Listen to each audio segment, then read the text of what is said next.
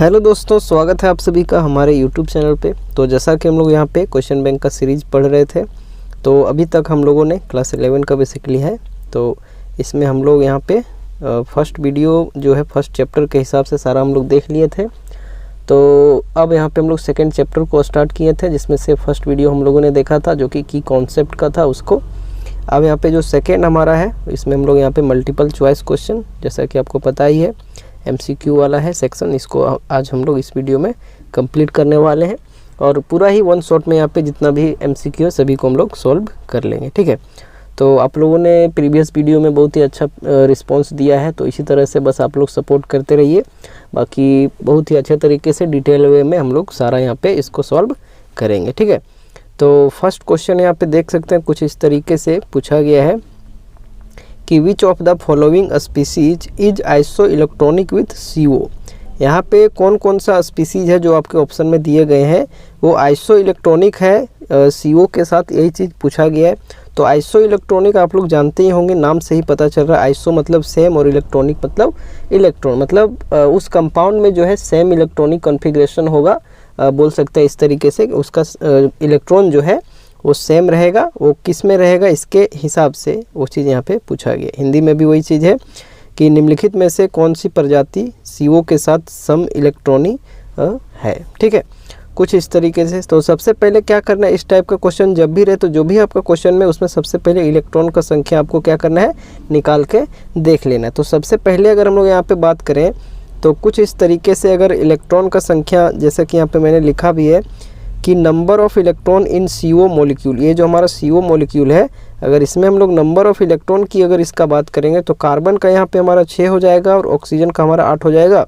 और दोनों को जब हम लोग जोड़ेंगे तो कुछ इस तरीके से 14 इलेक्ट्रॉन यहाँ पे देखने को मिलेगा, जो कि हमारा CO मॉलिक्यूल में 14 इलेक्ट्रॉन होगा। अब यहाँ पे जो भी आपके पास ऑप्शन है उसमें से देखना है कि किस में आपका 14 इलेक्ट्रॉन देखने को मिल रहा है। तो HF की अगर बात करें तो इसमें आपका 1 + 7 = 8, ये तो आपका मिल नहीं रहा है, ठीक है, कुछ इस तरीके से। यहाँ पे जो ऑप्शन हमारा HF है, अगर इसमें हम लोग काउंट करें तो 1 + 9 = हमारा 10 होता है, जो कि मिल नहीं रहा है। सेकेंड में बात करें तो उसमें 7 × 2 करेंगे तब जाके 14, ये हमारा मिल रहा है। वहीं पे N2 जो होता है एक, तो इसमें जब भी हम लोग बोले थे कि प्लस जहाँ रहेगा उसमें से एक इलेक्ट्रॉन को हम लोग क्या करेंगे, घटा देंगे, और जब भी आपका माइनस रहेगा तो उसमें एक इलेक्ट्रॉन को हम लोग ऐड कर देंगे। तो अगर N2 पॉजिटिव का देखें तो यहाँ तो 14 था, लेकिन ये घट के हमारा 13 आ जाएगा। और वहीं पे अगर ऑक्सीजन वाला देखें तो 8 × 2 इसको अगर करेंगे और यहाँ पे माइनस है इसलिए एक और जुड़ जाएगा, तो 8 × 16 = 17, जो कि यहाँ पे मैच नहीं कर रहा है, ठीक है। तो जिसके कारण हमारा जो आंसर हो जाएगा वो हो जाएगा N2, क्योंकि इसी में हमारा जो है नंबर ऑफ़ इलेक्ट्रॉन देखने को मिल रहा है 14, ठीक है। तो सो इट इज़ इलेक्ट्रॉनिक मतलब iso electronic with N2 molecule, ठीक है। तो कुछ इस तरीके से B नंबर फर्स्ट का हमारा B हो गया आंसर। इसी वजह से हम आपको बराबर निकालना है। अगला जो क्वेश्चन यहाँ पे देख सकते हैं कुछ इस तरीके से, क्वेश्चन नंबर 2 की हम लोग बात करेंगे। तो इसमें बोला गया कि how many number of electron are present in a particle which carries a charge of इतना कूलम। कितना नंबर ऑफ़ इलेक्ट्रॉन आपका होगा प्रेजेंट किसी पार्टिकल में जो चार्ज कैरी करता है इतना कूलम का, ठीक है। वह हिंदी में है 5.5 × 10⁻16 कूलम आवेश वाले एक कण में कितनी संख्या में इलेक्ट्रॉन मौजूद होंगे, ये चीज़ यहाँ पे पूछा, मतलब कितना इलेक्ट्रॉन होगा यही चीज़ पूछा गया। तो आप लोगों ने अच्छे तरीके से चैप्टर में पढ़ा है कि जो हमारा हम लोग जानते हैं कि we know that Q = N × E। Q जो हमारा होता है चार्ज होता है, चार्ज इक्वल टू होता है नंबर ऑफ़ जो भी वहाँ पे पार्टिकल्स है, और इंटू में इलेक्ट्रॉन आपका हो जाता है, ठीक है। तो कुछ इस तरीके से जो होता है इलेक्ट्रॉन का मास यहाँ पे हम लोग लगाते हैं उसको Q × A। तो हम लोगों को यहाँ पे क्या करना है कि इलेक्ट्रॉन का संख्या निकालना है, ठीक है। ये आपका बेसिकली मास ऑफ इलेक्ट्रॉन हो जाता है E वाला, कुछ इस तरीके से। तब यहाँ पे हम लोग चार्ज, जब हम लोग नंबर ऑफ़ इलेक्ट्रॉन निकालेंगे तो चार्ज अपॉन में E यहाँ पे आ जाएगा, ठीक है, क्योंकि जो भी हमारा निकालना है नंबर तो उसके हिसाब से। तो Q हमारा यहाँ पे चार्ज हम लोगों को कितना देखने को मिल गया, देख लीजिए यहाँ पे 5.5 × 10⁻16, और अपॉन में जो होता है इलेक्ट्रॉन पर चार्ज यहाँ पे बेसिकली कुछ इस तरीके से आपका होता है, कितना होता है 1.6022 × 10⁻19 कूलम। ये चीज़ आप लोगों को बताए थे पीछे, ठीक है। तो कुछ इस तरीके से हमारा जो है यहाँ पे इसको जब सॉल्व कीजिएगा तो 3.432 × 10⁻³ हो जाएगा। और ओवरऑल जब इसका कैलकुलेशन हम लोग करेंगे तो 3432 यहाँ पे इसका आंसर कुछ इस तरीके से आ जाएगा, जो कि हमारा किस में है, ऑप्शन नंबर ए में है, कुछ इस तरीके से, ठीक है। तो नंबर ऑफ अगर हम लोग इलेक्ट्रॉन का संख्या अगर बात करना चाहें तो 3432 बेसिकली आ जाएगा, ठीक है, कुछ इस तरीके से। तो यही हमारा नंबर ऑफ इलेक्ट्रॉन है। वही बस यहाँ पे इसको फॉर्मूला लगाना है, चार्ज का फॉर्मूला लगाना है, number of electron into electron पे जो चार्ज होता है इस तरीके से, ठीक है।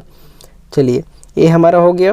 अब अगले क्वेश्चन की तरफ बढ़ते हैं। अगला क्वेश्चन यहाँ पे देख लीजिए, क्वेश्चन नंबर 3 में क्या पूछा गया है कि how many neutrons are there in इतना स्ट्रोंशियम 38 में वहाँ पे कितना नंबर ऑफ न्यूट्रॉन्स होगा, ये चीज़ यहाँ पे पूछा गया है, कितने न्यूट्रॉन्स आपके होंगे। तो कैसे हम लोग निकालते हैं न्यूट्रॉन, तो आपने अच्छे तरीके से पढ़ा था, यहाँ पे है we know that n equals to हमारा क्या आ गया a माइनस जेड, ठीक है, n इक्वल्स टू क्या आ जाएगा a माइनस जेड आ जाएगा, और कुछ इस तरीके से n equals to a minus Z. a हमारा हो जाएगा मास नंबर और z हमारा हो जाएगा एटॉमिक नंबर, ठीक है। और वहाँ से हम लोग जो न्यूट्रॉन का है इस तरीके से हम लोग निकालते हैं, ठीक है। तो यहाँ पे अगर बात किया जाए तो ये हमारा मास नंबर कितना है, देख सकते हैं यहाँ पे 88 दिया हुआ है। तो 88 में क्या करेंगे हम लोग, एटॉमिक नंबर इसका 38 को घटा देंगे। ये सारा का सारा कहाँ, ये देख सकते हैं आप लोग, ये न्यूट्रल एटम देखने को मिल रहा है। तो यहाँ से अगर इसका निकालेंगे तो कुछ इस तरीके से 50, इसका जो न्यूट्रॉन का संख्या हो जाएगा वो 50 हो जाएगा, और इस तरीके से हमारा बी नंबर आंसर आ जाएगा, ठीक है। चलिए ये हो गया 3rd नंबर क्वेश्चन। बस ये फॉर्मूला आपको जब भी न्यूट्रॉन, अब सीधा सिंपल आपको याद क्या रखना है, सीधा सिंपल याद यही रखना है कि न्यूट्रॉन का जहाँ भी हमारा फॉर्मूला मतलब पूछे न्यूट्रॉन, तो सीधा सिंपल आपको याद रखना है कि मास नंबर में हम लोग एटॉमिक नंबर को घटाना है, ज़्यादा इधर उधर दिमाग नहीं करना है, ठीक है, कुछ इस तरीके से। चलिए अगले क्वेश्चन की तरफ बढ़ते हैं। अगला क्वेश्चन यहाँ पे क्या पूछा गया, question number 4, the number of spherical nodes for 4D orbital is. Basically यहाँ पे नोड का बात किया जा रहा है कि कितना नंबर ऑफ नोड यहाँ पे 4D ऑर्बिटल में पाया जाता है। ये चीज़ आप लोगों को पूछा गया कि 4D ऑर्बिटल के लिए गोलाकार नोड्स की संख्या कितनी होगी, ये चीज़ पूछा गया है। ऑप्शन आपके दिए 0, 1, 2, 3, ठीक है। तो इस आधार से आप लोगों को बताना है कि तो वही चीज़ यहाँ पे नोड कितना होगा, ये चीज़ पूछा गया। तो नोड के लिए यहाँ पे हम लोग जो फॉर्मूला जानते हैं, ठीक है, स्फेरिकल वर्ड यूज किया है, लेकिन वहाँ वही चीज़ है, नोड बेसिकली आपका इस तरीके से पाया जाता है, ठीक है। तो यहाँ पे जो हम लोग जानते हैं स्फेरिकल नोड का फॉर्मूला, वो जानते हैं n माइनस l माइनस 1, इस तरीके से n माइनस l माइनस 1, ये आपका फॉर्मूला होता है। आपको इसको याद रख लेना, स्फेरिकल नोड लिखे या फिर नोड लिखे तो आप उस चीज़ों को समझ सकते हैं। एक आपका ये स्फेरिकल नोड हो जाएगा और एक आपका कंप्लीट जो टोटल नोड पूछता है, ठीक है। तो एक स्फेरिकल नोड की अगर बात करेगा तो n माइनस l माइनस 1 होता है, और अगर टोटल नोड की अगर हम लोग बात करेंगे तो n माइनस 1 इसका जो है फॉर्मूला होता है। इसको आगे हम लोग और भी क्वेश्चन दिया है उसमें सॉल्व करेंगे। तो स्फेरिकल नोड यहाँ पे बेसिकली पूछा है, n माइनस l माइनस 1 इसका फॉर्मूला होता है, और इन्होंने यहाँ पे 4D के लिए पूछ लिया है। और जैसा कि 4D में हम लोग D को जानते हैं कि वो जो होता है वो L कितना में आता है, वो L हमारा 2 में आता है। तो L का वैल्यू मतलब L का वैल्यू यहाँ पे 2 हो जाएगा, और N जो आपका आगे सामने 4 लिखा है वो वही N का वैल्यू है। तो यहाँ पे हम लोग जब इसको लगाएंगे तो N का वैल्यू हमारा 4 और L का वैल्यू 2, तो 4 माइनस 2 और एक ठो माइनस पहले से लगा हुआ है तो -1 कुछ इस तरीके से।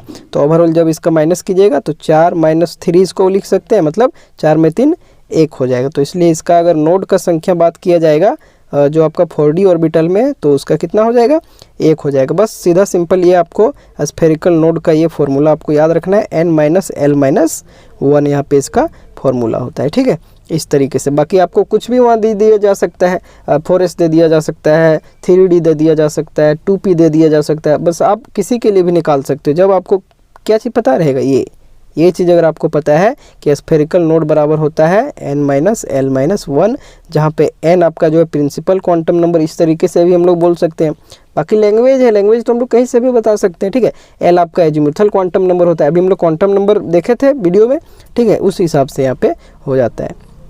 चलिए आगे यहाँ पे अब हम लोग देखते हैं। अगला यहाँ पे है क्वेश्चन नंबर 5। इसमें क्या है कि which expression represents de Broglie relationship. इनमें से यहाँ पे जो दिया है इनमें से कौन सा एक्सप्रेशन आपका डी ब्रोगली रिलेशनशिप को बताता है। तो मैंने अच्छे तरीके से आप लोगों को फर्स्ट वीडियो में बताया था सारा चीज़।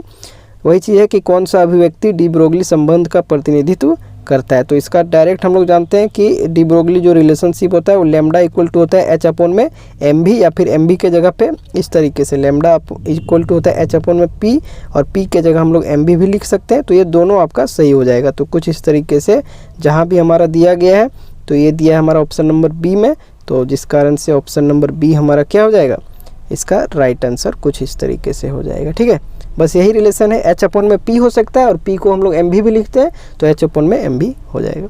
चलिए अगला यहाँ पे देख सकते हैं, क्वेश्चन नंबर 6 की हम लोग बात कर रहे हैं। इसमें बोला है कि जी सबसेल इज कैरेक्टराइज्ड बाय, ठीक है, इनमें से कौन सा जो भी ऑप्शन आपके दिए गए हैं, तो कौन सा यहाँ पे ऑप्शन है जिसके द्वारा हम लोग जी सबसेल को दिखाते हैं। ठीक है, वही है कि जी उपकोष की विशेषता है, इनमें से क्या है वही चीज़ बोला गया है।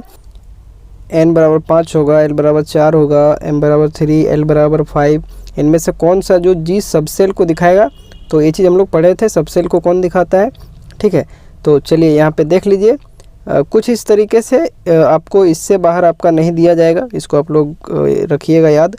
अगर हम लोग n principal quantum number n का अगर बात करते हैं, अगर वो 0 होता है तो हमारा एजीमुथल क्वांटम नंबर के हिसाब से, क्योंकि सबसेल को तो वही दिखाता है, तो 0 के लिए हमारा S सबसेल होता है, 1 के लिए P होता है, 2 के लिए D होता है, 3 के लिए F होता है और 4 के लिए G होता है। तो यहाँ पे इन्होंने कौन सा पूछा है, G सबसेल पूछा है। तो अब अगर आप इस चीज़ को जान गए तो इसके बाद तो आपको कोई भी यहाँ पे दे दिया जाएगा, L का वैल्यू दे दिया जा सकता है, N का वैल्यू दिया जा सकता है, तो उसके लिए आप आसानी से बता सकते हैं। ठीक है, तो कुछ इस तरीके से आपका होता है।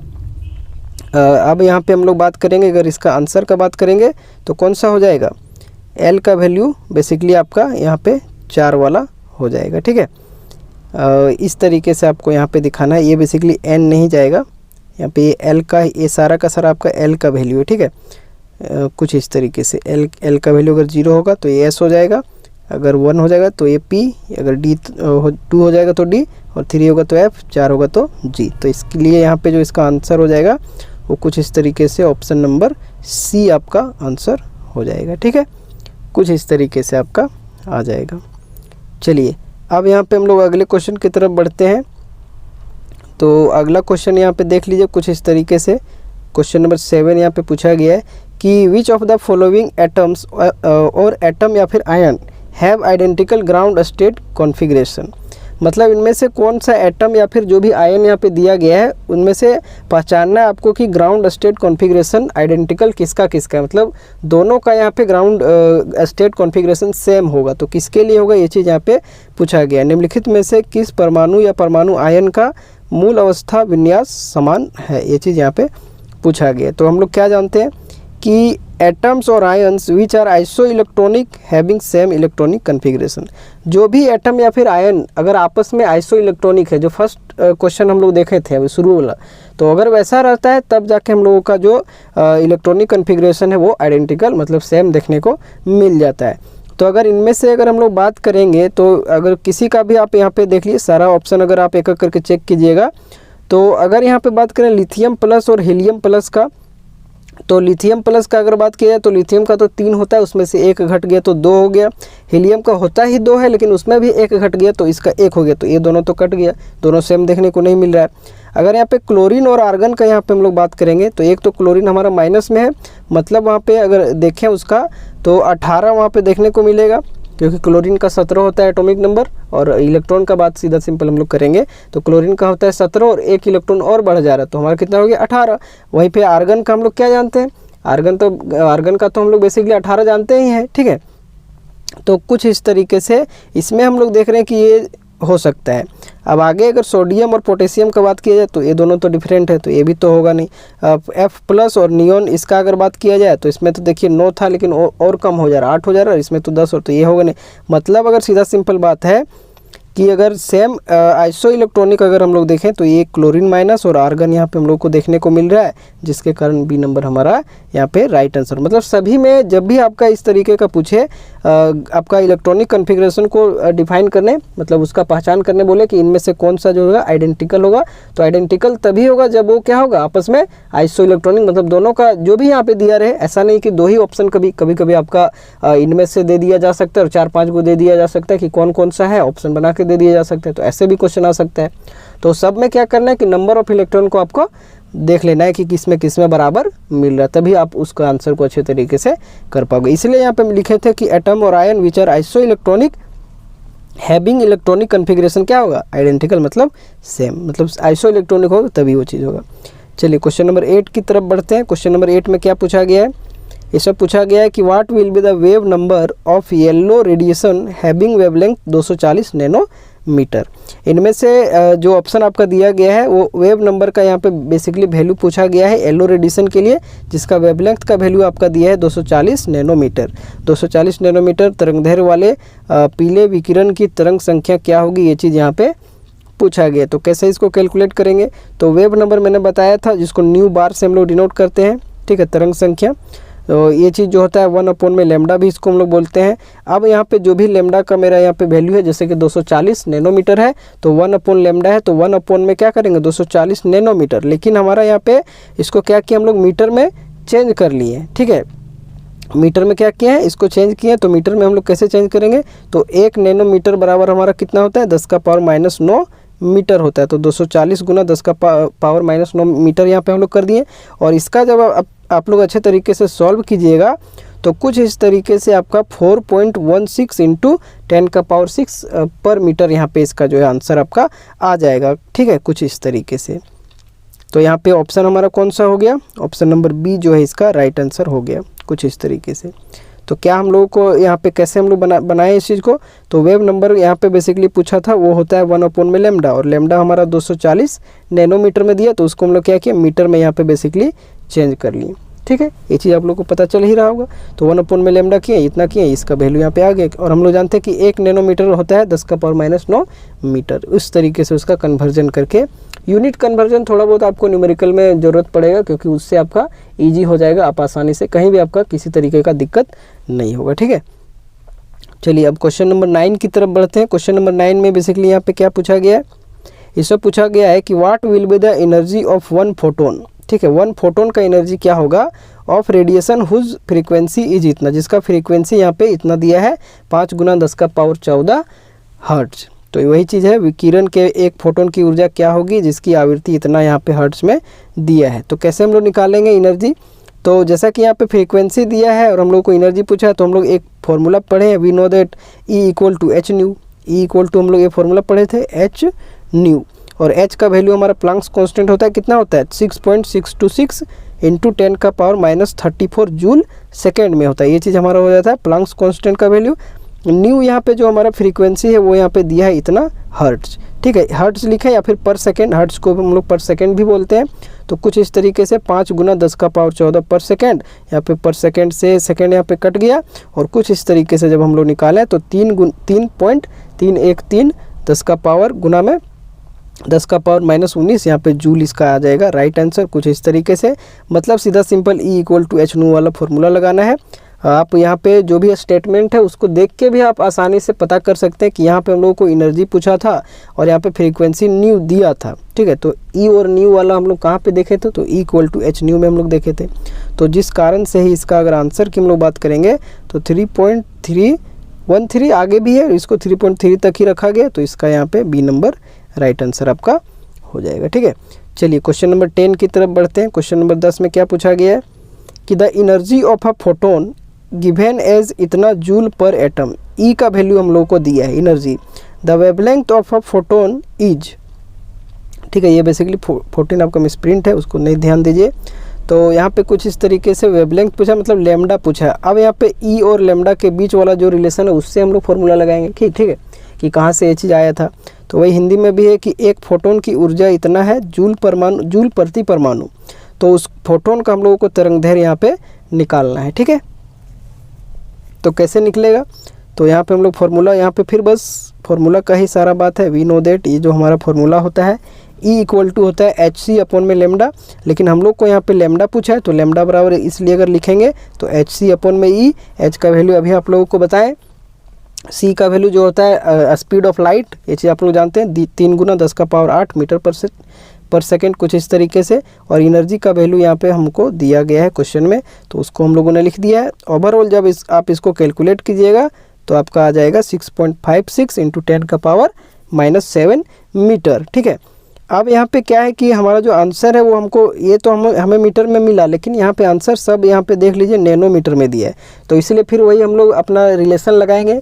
तो नैनोमीटर में जब हमको उसको चेंज करना होता है तो क्या करते हैं, कुछ इस तरीके से 10⁻9 आप लोग जैसे कि जानते हैं कि 1 मीटर बराबर होता है 10 का पावर 9 1 नैनोमीटर बराबर होता है 10 का पावर -9 मीटर। ठीक है, तो यहाँ पे अब क्या करना है, हमको मीटर से चेंज करना है इसमें। ठीक है, तो उसका कन्वर्जन हम लोग कर लेंगे। तो कन्वर्जन जब करेंगे तो यहाँ पे कुछ इस तरीके से 656 नैनोमीटर में इसका यहाँ पे आ जाएगा। ठीक है, क्योंकि ये पॉइंट इधर जाएगा तो 10 का पावर माइनस वहाँ पे हो जाएगा -9, और ये हमारा होता है 1 नैनोमीटर उतना होता है। ठीक है, तो इसलिए इतना करेंगे तो 656 नैनोमीटर में हमारा आंसर आ जाएगा। ठीक है, आई होप ये चीज़ आप लोगों को समझ में आया होगा। ठीक है, वही चीज़ है कि 1 नैनोमीटर आपका जो होता है वो 10 का पावर -9 मीटर के बराबर होता है। एक जरा एक्सप्लेन कर दे रहे हैं जो लोग नहीं समझ पा रहे हैं। तो कुछ इस तरीके से यहाँ पे देख लीजिए, अगर जैसे कि क्वेश्चन हमारा यहाँ पे जो आया आंसर वो 6.56 इंटू 10 का पावर -7 ये हमारा मीटर में था, लेकिन अब हमको किस में लाना है, नैनोमीटर में लाना है, और 1 नैनोमीटर हमारा 10 का पावर -9 मीटर होता है। ठीक है, तो यहाँ पे इस पॉइंट को सबसे पहले अगर जब इधर किए तो ये हमारा क्या हो गया, 6.56 इंटू 10 का पावर -9 ये हमारा मीटर में हो गया। और इतना मीटर बराबर हम लोग जानते हैं 1 नैनोमीटर, इसलिए इतना मीटर के जगह पे हम लोग बस क्या लिख देंगे, नैनोमीटर लिख देंगे। इसका मतलब आपका क्या हो जाएगा, 656 यहाँ पे नैनोमीटर। इस तरीके से बस यही कन्वर्जन होते हैं। ठीक है, चलिए अगले क्वेश्चन की तरफ यहाँ पे बढ़ते हैं। अगला क्वेश्चन जो है क्वेश्चन नंबर 11, इसमें क्या पूछा है कि the wavelength of visible light, visible light का वेवलेंथ कितना होता है, ये चीज़ यहाँ पे पूछा गया है। दृश्यमान प्रकाश की तरंगदैर्घ्य क्या होता है, विजिबल लाइट जिसको हम लोग देख पाते हैं। ठीक है, जो देखता है बेसिकली बोल सकते हैं ऐसे। तो यहाँ पे देख लीजिए, ये आपका बुक में भी दिया गया होगा, आपने इसको अच्छे तरीके से पढ़ा भी होगा कि wavelength of visible light ranges between 380 nanometer से 760 नैनोमीटर के बीच। यहाँ पे जो उसका विजिबल लाइट का रेंज होता है उसका वेवलेंथ का, वो कहाँ से कहाँ होता है, 380 नैनोमीटर से 760 नैनोमीटर। यहाँ पे देख लीजिए, इसका रेंज आप लोग बस समझिएगा। जैसे कि ये विजिबल स्पेक्ट्रम का यहाँ पे फिगर है, इसमें से आपका जो वेवलेंथ का है वो 400 से 750 दिखाया गया है।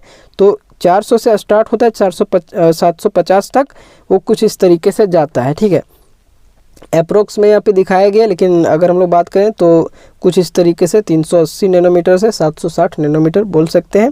तो 380 भी लगभग अप्रोक्स है 400 के आसपास, और यहाँ पे 750 कुछ इस तरीके। तो ये फिगर आपको मिल जाएगा आपके एनसीईआरटी बुक में, वहाँ से मैंने इस चीज़ को लिया है। तो आप लोग भी वहाँ जाके देख सकते हैं कि विजिबल रीजन में यहाँ पे देख सकते हैं, जो आपने विबग्योर पढ़ा होगा। ठीक है, विबग्योर आपने पढ़ा होगा, भी से वायलेट, इससे आई से इंडिगो, बी से ब्लैक, कुछ इस तरीके, ब्लू, ब्लैक नहीं होगा बेसिकली, ब्लू, फिर ग्रीन, फिर येलो, फिर ऑरेंज, फिर रेड, आपने ये चीज़ पढ़ा होगा। तो ये विजिबल लाइट है, बेसिकली विजिबल स्पेक्ट्रम में ये चीज़ आता है कुछ इस तरीके से। तो सारा वैल्यू आपका नैनोमीटर में यहाँ पे है, सारा देख सकते हैं आप लोग। ठीक है, तो अगर आंसर की हम लोग यहाँ पे बात करेंगे तो आंसर हमारा क्या हो जाएगा, ऑप्शन नंबर सी हो जाएगा कुछ इस तरीके से, 380 नैनोमीटर से 760 नैनोमीटर। अब अगले क्वेश्चन की तरफ यहाँ पे बढ़ते हैं, क्वेश्चन नंबर 12 की तरफ। तो क्वेश्चन नंबर 12 में हमारा क्या पूछा गया है, इसमें पूछा गया है कि what will be the energy of a photon. अब यहाँ पर फिर से एनर्जी पूछा गया फोटोन का, which correspond to the wavelength of 0.50 angstrom. ठीक है, जो कि वेवलेंथ यहाँ पे कितना रखता है, 0.50 एंगस्ट्रम यहाँ पे रखता है। ठीक है, तो एक फोटोन की ऊर्जा क्या होगी जो इतना की तरंग दैर्घ्य से मेल खाती है, तो उसके लिए वहाँ पे एनर्जी पूछा गया है। तो वही चीज़ है, यहाँ पे क्या कह दिया है, फिर से हमारा देख सकते हैं वेवलेंथ लैम्डा दिया है, एनर्जी पूछा है, तो वही एनर्जी और उसका यहाँ पे हम लोग रिलेशन लगा देंगे। तो क्या होता है इसका रिलेशन, हम लोग जानते हैं कि E इक्वल्स टू होता है HC अपॉन में लैम्डा, और यहाँ पे इस बार E ही पूछा गया है। ठीक है, पिछला क्वेश्चन में क्या था, लैम्डा पूछ लिया गया था, लेकिन यहाँ पे E ही पूछा गया। तो E इक्वल टू होता है HC अपॉन में लैम्डा। अब H का वैल्यू हम लोग इतना जानते हैं जूल सेकेंड में, 6.626 इंटू 10 का पावर -34 जूल सेकेंड, और C का जो वैल्यू हम लोग जानते हैं वो 3 गुना 10 का पावर 8 मीटर पर सेकेंड जानते हैं, और अपॉन में हमारा यहाँ पे जो लैम्डा का वैल्यू है, मतलब इसका कितना है, कुछ इस तरीके से 0.50 एंगस्ट्रम यहाँ पे दिया गया है, लेकिन उसको हम लोग क्या करेंगे, उसको मीटर में सबसे पहले चेंज करेंगे। ठीक है, तो ओवरऑल जब आप इसको कैलकुलेट कीजिएगा, जो भी यहाँ पे सारा मैंने पहले से ही कैलकुलेट करके रख लिया है, तो आप इसको देख सकते हैं खुद से। तो एक तो आपका पर सेकंड से सेकंड कटेगा, एक आपका मीटर जो आपका पर मीटर से मीटर कटेगा, तो आपका ओवरऑल एनर्जी आपका, और वैसे भी एनर्जी जूल में ही आता है, तो 3.98 गुना 10 का पावर -15 जूल ये चीज़ आ जाएगा। ठीक है, कुछ इस तरीके से, क्योंकि एनर्जी हमारा जूल में होता है, और ये सारा का सारा जब आप वैल्यू पुट कीजिएगा देखिए यहाँ पे जो भी यहाँ पे वैल्यू लिया गया है तो उसको आप हमेशा इसी तरीके से पुट कीजिएगा जो कि मैंने यहाँ पे किया है। ये आपका एग्जैक्ट कुछ इस तरीके से आप कीजिएगा तो आपका कहीं भी न्यूमेरिकल में दिक्कत नहीं होगा, मतलब कहीं भी आप आसानी से इसका कैलकुलेशन आप कर लोगे, ठीक है। तो 3.98 गुना 10⁻15 किस में है, तो ये हमारा है ऑप्शन नंबर ए में, जो कि कुछ इस तरीके से यहाँ पे ऑप्शन नंबर ए में लगाया गया है, ठीक है। चलिए अगले क्वेश्चन की तरफ बढ़ते हैं। अगला क्वेश्चन क्या पूछा गया है, अगला क्वेश्चन देख सकते हैं 13 नंबर में, series of lines in hydrogen spectrum, ठीक है। हाइड्रोजन स्पेक्ट्रम में जो सीरीज ऑफ लाइन होता है which appear in the visible region, जो कि विजिबल रीजन में आपका दिखाई देता है, दिखाई पड़ता है, तो उसके लिए यहाँ पे कौन सा सीरीज ऑफ लाइन यहाँ पे जो विजिबल रीजन में दिखाई देता है, ये चीज़ पूछा गया है। वह हिंदी में भी है, हाइड्रोजन स्पेक्ट्रम में रेखाओं की श्रृंखला जो दृश्य क्षेत्र में दिखाई देती है वो कौन सा यहाँ पे बेसिकली रेखा का श्रृंखला है, वो चीज़ यहाँ पे पूछा गया। लाइमन है, बामर है, पास्चन है, ब्रैकेट है, तो ये कौन सा होता है, आप लोग पढ़े होंगे अच्छे तरीके से। तो देख लीजिए यहाँ पे ये सीरीज आपका कुछ इस तरीके से दिया गया है, जो कि आपके एनसीईआरटी बुक में भी है, तो इसको आप अच्छे तरीके से एक बार गौर कीजिएगा, तो इसी से रिलेटेड आपका एग्जामिनेशन में हर बार पूछेगा। तो फर्स्ट यहाँ पे देख लीजिए सीरीज लिखा है, यहाँ पे N1 है, N2 है, यहाँ पे स्पेक्ट्रल रीजन है, जो भी रीजन में उसका दिखाई देता है। तो फर्स्ट सीरीज आपका लाइमन है, जिसके लिए N1 का वैल्यू 1 होता है और N2 का वैल्यू आपको बताए थे कि अगला यहाँ पे एक, अगर जो भी वैल्यू यहाँ पे N1 है तो उससे एक बढ़ के आगे चलेगा। तो लाइमन में जो हमारा स्पेक्ट्रल रीजन होता है वो अल्ट्रा वायलेट होता है, वहीं पे आगे और भी है, बामर है, पास्चन है, ब्रैकेट है, पी फंड है, तो सबके लिए देख सकते हैं बामर के लिए आपका विजिबल है, पास्चन के लिए इंफ्रारेड है, ब्रैकेट के लिए इंफ्रारेड है, और पी फंड के लिए कुछ इस तरीके से इसका भी यहाँ पे इंफ्रारेड है। ये चीज़ हमने डिस्कस भी किया था, ठीक है, IR इसको बोल सकते हैं कुछ इस तरीके से। और एक और जो आपका हम्फ्री है, बेसिकली इसमें दिया नहीं गया है, लेकिन वो फार इंफ्रारेड में आता है आपका, तो आपके लिए बस यहीं से आ जाएगा, जैसे कि यहाँ पे क्वेश्चन भी आपको यहीं से दिया ही गया है। तो अगर यहाँ पे हम लोग बात करें विजिबल रीजन के लिए, तो विजिबल में हम लोग कौन सा देख रहे थे, बामर की बात कर रहे थे, तो इसलिए हम लोग का आंसर कौन सा हो जाएगा, ऑप्शन नंबर बी हो जाएगा आंसर। तो इसको आप अच्छे तरीके से याद रख लीजिएगा, ठीक है, इनमें से कोई भी आपका पूछा जा सकता है। चलिए अगला क्वेश्चन की तरफ यहाँ पे बढ़ेंगे। अगला क्वेश्चन क्या है कि which of the following orbitals has dumbbell shape, ठीक है, यहाँ पे ऑर्बिटल्स दिए गए हैं, इनमें से पूछा है कि डम्बेल शेप किसका होगा, ये चीज़ पूछा है, मतलब डमरू के आकार का कौन सा ऑर्बिटल देखने को मिलता है। तो जैसा कि आपको पता होगा कि जो भी S, P, D, F यहाँ पे जो ऑर्बिटल्स हैं, इसमें सबका शेप का अगर हम लोग बात करें तो S का शेप आपका इस तरीके से गोलाकार होता है, स्फेरिकल बोल सकते हैं। P का जो होता है कुछ इस तरीके से डम्बेल होता है, और D का आपका कुछ इस तरीके से डबल डम्बेल टाइप से देखने को मिलता है। इसको अच्छे से बना देते हैं, डबल डम्बेल। और F का ये चीज़ मैंने बताया भी था कुछ इस तरीके से, ठीक है, इसको ऐसे बनाना है, इसको ऐसे, और यहाँ पे इस तरीके, ये कॉम्प्लिकेटेड आपका F पाया जाता है। तो यहाँ पे डम्बेल पूछा, तो डम्बेल हमारा कौन सा हो गया, P हो गया, तो जिसके कारण यहाँ पे आंसर हमारा कौन सा हो जाएगा, डब्बल P हो जाएगा। और D आपका डबल डम्बेल, आप याद रख सकते हैं D को आसानी से, D से देख सकते हैं डबल डम्बेल, ठीक है, याद रख सकते हैं। P का एक अगर आप डम्बेल याद रखें तो D से जैसे स्टार्ट हो रहा है तो उसका डबल डम्बेल हो जाएगा, तो ऐसे भी आप याद रख सकते हो। तो वही चीज़ है, यहाँ पे मैंने लिख भी दिया है, देख सकते हैं कि S ऑर्बिटल हमारा जो होता है स्फेरिकल होता है, P ऑर्बिटल हमारा डम्बेल होता है, D ऑर्बिटल डबल डम्बेल होता है, F ऑर्बिटल कॉम्प्लिकेटेड होता है। तो इनमें से आपका कोई भी आपको एग्जामिनेशन में पूछे तो आप क्या आसानी से बना सकते हो, बिल्कुल बना सकते हो, ठीक है। चलिए अगले क्वेश्चन की तरफ यहाँ पे बढ़ते हैं। अगला क्वेश्चन यहाँ पे क्या है, इसमें यहाँ पे पूछा गया है कि क्वेश्चन नंबर 15 में कि the energy of first orbit in a hydrogen atom, energy पूछा है फर्स्ट ऑर्बिट का, कहाँ पर, हाइड्रोजन एटम में। तो ये क्या होगा, ये चीज़ पूछा गया है कि हाइड्रोजन परमाणु में प्रथम कक्षा की ऊर्जा क्या होगी, ये चीज़ यहाँ पे पूछा गया है। तो हम लोग जैसा कि हाइड्रोजन एटम के लिए जो एनर्जी का फॉर्मूला होता है वो चीज़ हम लोग क्या जानते हैं, यहाँ पे लिखा गया है। हम लोग जानते हैं कि जो nth ऑर्बिटल के लिए, अगर ऑर्बिट के लिए बेसिकली अगर हम लोग एनर्जी का वैल्यू निकालते हैं तो En का जो फॉर्मूला होता है वो माइनस का 2.18 इंटू 10⁻18 और कुछ इस तरीके से Z स्क्वायर और अपन में N स्क्वायर, ये आपका जूल में होता है। यहाँ पे बेसिकली हमारा जूल में ही दिया गया है, ठीक है। तो जो भी है, अगर जूल में ना भी रहे तो आप उसको क्या कर सकते हैं, उसका चेंज कर सकते हैं यूनिट कन्वर्जन करके, ठीक है।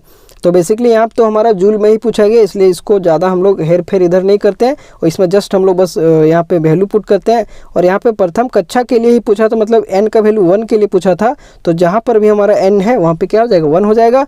और जैसा कि ये हाइड्रोजन एटम के लिए, तो वहाँ पे आपका हाइड्रोजन एटम को चेंज भी किया जा सकता है, हीलियम भी पूछा जा सकता है, He2+ भी पूछा जा सकता है, मतलब कुछ भी वहाँ पे आपका चेंज किया जा सकता है। तो उसके लिए यहाँ पे क्या करेंगे, ऊपर में हमारा जेड जो होता है हमारा क्या होता है, एटॉमिक नंबर का वैल्यू होता है। तो कुछ इस तरीके से 1 का स्क्वायर यहाँ पे, क्योंकि हाइड्रोजन है तो उसके लिए 1 का स्क्वायर, और फर्स्ट ऑर्बिट के लिए ही पूछा गया तो इसका नीचे क्या हो जाएगा 1 का स्क्वायर। अगर सेकेंड ऑर्बिट के लिए पूछता तो 2 का स्क्वायर हो जाता है, ठीक है, E2 हो जाता है, ठीक है।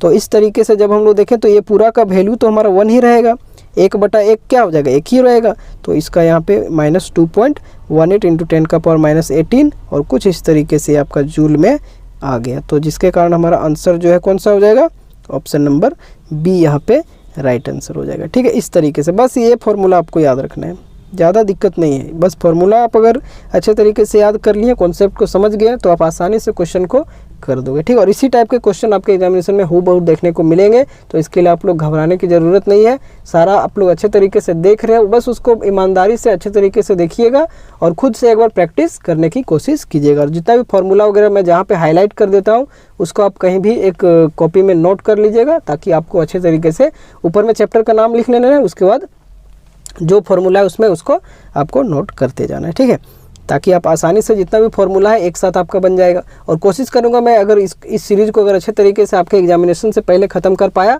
तो साथ के साथ आपका फॉर्मूला का भी यहाँ पे लिस्ट आप लोगों के लिए प्रोवाइड कर दूंगा, ठीक है। क्वेश्चन नंबर यहाँ पे 16 है। इसमें क्या पूछा गया है कि what's the radius of first orbit of helium plus ion. अब यहाँ पे ऊपर में क्या था, एनर्जी पूछा था हाइड्रोजन के लिए, अब यहाँ पे रेडियस पूछा गया है किसके लिए, फर्स्ट ऑर्बिट के लिए हीलियम प्लस आयन का। तो अब रेडियस का हम लोग बात करेंगे। तो हीलियम प्लस आयन की पहली कक्षा की त्रिज्या क्या होगी, ये चीज़ यहाँ पे पूछा गया है। तो रेडियस का फॉर्मूला अब यहाँ पे हम लोग देखेंगे कि जो nth ऑर्बिट के लिए है वो रेडियस का फॉर्मूला क्या होता है उसका यहाँ पे बात करेंगे। तो कुछ इस तरीके से अगर हम लोग देखें तो हम लोग जानते हैं वी नो दैट आर जो होता है हमारा इक्वल्स टू होता है 0.529 इंटू में n²/z, और ये हमारा होता है किस में, एंगस्ट्रॉम में होता है। देख लीजिए 0.529 और इंटू में n²/z। अभी ऊपर में क्या देखे थे z²/n², और यहाँ पे बस होता है n²/z हो जाता है, ठीक है। जहाँ पे n हमारा क्या हो जाता है, जो भी ऑर्बिट है जिस ऑर्बिट में प्रेजेंट है उसका वैल्यू, और z तो आप लोग को पता ही है एटॉमिक नंबर का वैल्यू, ठीक है। कुछ इस तरीके से अब यहाँ पे हम लोग क्या करेंगे कि 0.529 इसको लिख लिए, n यहाँ पे पहली कक्षा के लिए इसलिए 1 का स्क्वायर करेंगे अपॉन में 2, ये हमारा एंगस्ट्रम में आ गया। तो जब इसका वैल्यू निकालें तो 0.2645 एंगस्ट्रम में आया। लेकिन यहाँ पे हम लोग देखें कि एंगस्ट्रम में कहीं भी वैल्यू देखने को नहीं मिल रहा था, हम लोग को नैनोमीटर में पूछा है। तो इसलिए हम लोग क्या करेंगे, इसका जो कन्वर्जन कर लेंगे किसको, एंगस्ट्रम को कर लेंगे नैनोमीटर में। तो कैसे चेंज करेंगे, तो उसके लिए 2 स्टेप में हम लोग काम होगा। क्या होगा, पहला कैसा स्टेप होगा, तो पहला स्टेप हम लोग जानते हैं कि 1 एंगस्ट्रम जो कि कुछ इस तरीके से 10⁻⁻10 मीटर में यहाँ पे आपका आ गया। अब यहाँ पे क्या करते हैं, ये तो जाने कि 1 एंगस्ट्रम होता है 10⁻⁻10 मीटर, और हम लोग ये भी जानते हैं कि 1 नैनोमीटर में 10⁻⁻1 मीटर होता है। इसलिए उसको सबसे पहले हम लोग क्या किए कि नैनोमीटर में चेंज करने के लिए हम लोग मीटर में सबसे पहले उसको चेंज किए। तो कुछ इस तरीके से अगर हम लोग बात करें तो ये हमारा था 0.2645 एंगस्ट्रम में दिया था। तो उसको सबसे पहले हम लोग क्या किए कि मीटर में चेंज किए। तो मीटर में चेंज किए तो यहाँ पे उसका जो वैल्यू कुछ इस तरीके से आया।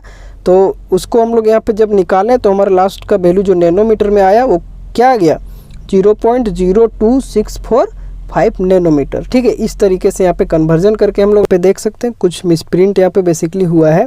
तो जिसमें हम लोग पीछे देखे भी थे कि 1 नैनोमीटर हमारा 10⁻⁻9, यहाँ पे 1 लिखा गया लेकिन 10⁻⁻9 मीटर होता है इस तरीके से, ठीक है। और यहाँ पे कुछ इस तरीके से 10⁻10 सबसे पहले मीटर में हम लोग इसको ले रहे हैं, क्योंकि 1 एंगस्ट्रम को चेंज करेंगे मीटर में तो 10⁻⁻10 मीटर, इसलिए यहाँ पे इतना एंगस्ट्रम को क्या लिखेंगे, इतना इंटू 10⁻⁻10 मीटर। इसको ऐसे आप लोग सुधार लीजिएगा। और जब इसको जब पूरा का पूरा जब हम लोग क्योंकि इतना मीटर बराबर 10⁻⁻10 मीटर यहाँ पे आ रहा है, लेकिन 1 नैनोमीटर में 10⁻⁻9 मीटर होता है। तो इसको जब यहाँ पे ओवरऑल इसको हम लोग चेंज करेंगे तब जाके हम लोगों का इतना आ जाएगा, क्योंकि ये पॉइंट देख सकते हैं इसके आगे 0 यहाँ पे लग गया। मतलब ओवरऑल अगर आप लोग से बात करें इस स्टेप के बाद यहाँ पे जो 0.2645 एंगस्ट्रॉम है, इसके बाद का अगर स्टेप आप लोगों को थोड़ा सा समझाएं तो यहाँ पे हम लोग क्या किए हैं, थोड़ा सा मिसप्रिंट है इसलिए यहाँ पे ध्यान दिया जाएगा, बाकी कॉन्सेप्ट में कहीं भी गड़बड़ नहीं है। 2645 एंगस्ट्रॉम था, तो एक एंगस्ट्रॉम में हम लोग जान रहे हैं 10⁻⁻10 हमारा मीटर होता है इस तरीके से। तो अब हम लोगों को क्या करना है कि 0.2645 और एक तो हमारा 10⁻⁻9 आ जाएगा नैनोमीटर में, और एक 10⁻⁻1 को हम लोग हाथ में रख लेंगे ताकि इसको अब ये हमारा चेंज हो गया, अब ये हमारा चेंज हो गया कुछ इस तरीके से। तो इसका जब ओवरऑल यहाँ पे हम लोग बात करेंगे तो कुछ इस तरीके से आपका 0.2645 इंटू 10⁻⁻1 और इतना मीटर, ये देख लीजिए 10⁻⁻9 मीटर यहाँ पे बेसिकली रखेंगे, और इतना बराबर इसका नैनोमीटर होता है, मतलब इसका वैल्यू हमारा नैनोमीटर में आ गया। इस पूरे के जगह पे हम लोग नैनोमीटर रखेंगे और 10⁻⁻1 तो हमारा बाकी था ही, और यहाँ पे हम लोग साइड में इसका लिख देंगे नैनोमीटर। अब यहाँ पे इसका जब पूरा का पूरा वैल्यू हम लोग देखेंगे तो इसमें एक पॉइंट यहाँ पे 0.02645 कुछ इस तरीके से लग जाएगा, और ये नैनोमीटर यहाँ पे आके उठ के लग जाएगा। ये बस ये कन्वर्जन यहाँ पे था। एक बार यहाँ पे क्योंकि हमको एंगस्ट्रॉम को मीटर में चेंज करना है तो 10⁻⁻10 मीटर रखना है, और दूसरा हम लोग ये जानते हैं कि एक नैनोमीटर में जो होता है 10⁻⁻9 मीटर होता है, तो 10⁻9 यहाँ पे हम लोग अलग कर लिए, उसको हम लोगों ने नैनोमीटर लिख दिया, और एक 10⁻⁻1 कुछ इस तरीके से हाथ में हम लोग रख लिए, और ओवरऑल जब यहाँ पे हम लोग इसको निकालें तो 0.0264 नैनोमीटर में आ गया। तो इस तरीके से आप लोगों को इसका कन्वर्जन करना था, क्योंकि थोड़ा यहाँ पे मिसप्रिंट हुआ है तो इसको मैं अच्छे तरीके से आप लोगों के साथ डिस्कस कर लिया। तो यहाँ पे बगल में देख सकते हैं 1 नैनोमीटर 10⁻⁻9 मीटर कुछ इस तरीके से होता है, और यहाँ पे 10⁻10 मीटर पहले लिखना है, उसके बाद आगे हम लोग उसका प्रोसीजर करना है। ठीक है, इसके बाद मैंने बता ही दिया वहाँ पे, तो थोड़े बहुत मिसप्रिंटिंग हो जाते हैं, उसको आप लोग थोड़ा नेगलेक्ट कीजिएगा, वो मैं क्लास में ही डिस्कस कर लेता हूँ। ठीक है, चलिए यहाँ पे क्वेश्चन नंबर 17 की तरफ यहाँ पे बढ़ते हैं। क्वेश्चन नंबर 17 में क्या है कि Bohr's model could not explain the ability of atom to form molecule by. यहाँ पे बोला गया है कि बोहर मॉडल जो है कौन सा यहाँ पे एबिलिटी को एटम का एक्सप्लेन नहीं कर पाया था, ये चीज़ बोला था। ठीक है, अट्रैक्शन को, फिजिकल बॉन्ड को, केमिकल बॉन्ड, पोलैरिटी, तो वही लिखा है कि हिंदी में कि बोहर का मॉडल परमाणुओं द्वारा अणु बनाने की क्षमता की व्याख्या नहीं कर सका। कौन सा अणु कुछ इस तरीके से कौन सा यहाँ पे बना नहीं सका। तो इसका अगर यहाँ पे बात करें तो ये आपका अच्छे तरीके से एनसीईआरटी बुक में भी अच्छे तरीके से लिखा गया है, अगर आप लोग अच्छे तरीके से पढ़े होंगे तब। वहाँ पे लिखा गया था एक सेंटेंस, आप लोग जाके देख भी सकते हैं कि it could not explain the ability of atoms to form molecules by covalent chemical bond. ये जो है एक्सप्लेन नहीं कर पाया था एबिलिटी एटम का मॉलिक्यूल बनाने का, किसके द्वारा, केमिकल बॉन्ड्स के द्वारा। तो यहाँ पे जो किसके द्वारा नहीं बना पाया था ये चीज़ पूछा गया, तो यहाँ पे हमारा आंसर क्या हो जाएगा, केमिकल बॉन्ड, ये हो जाएगा ऑप्शन नंबर सी इसका आंसर।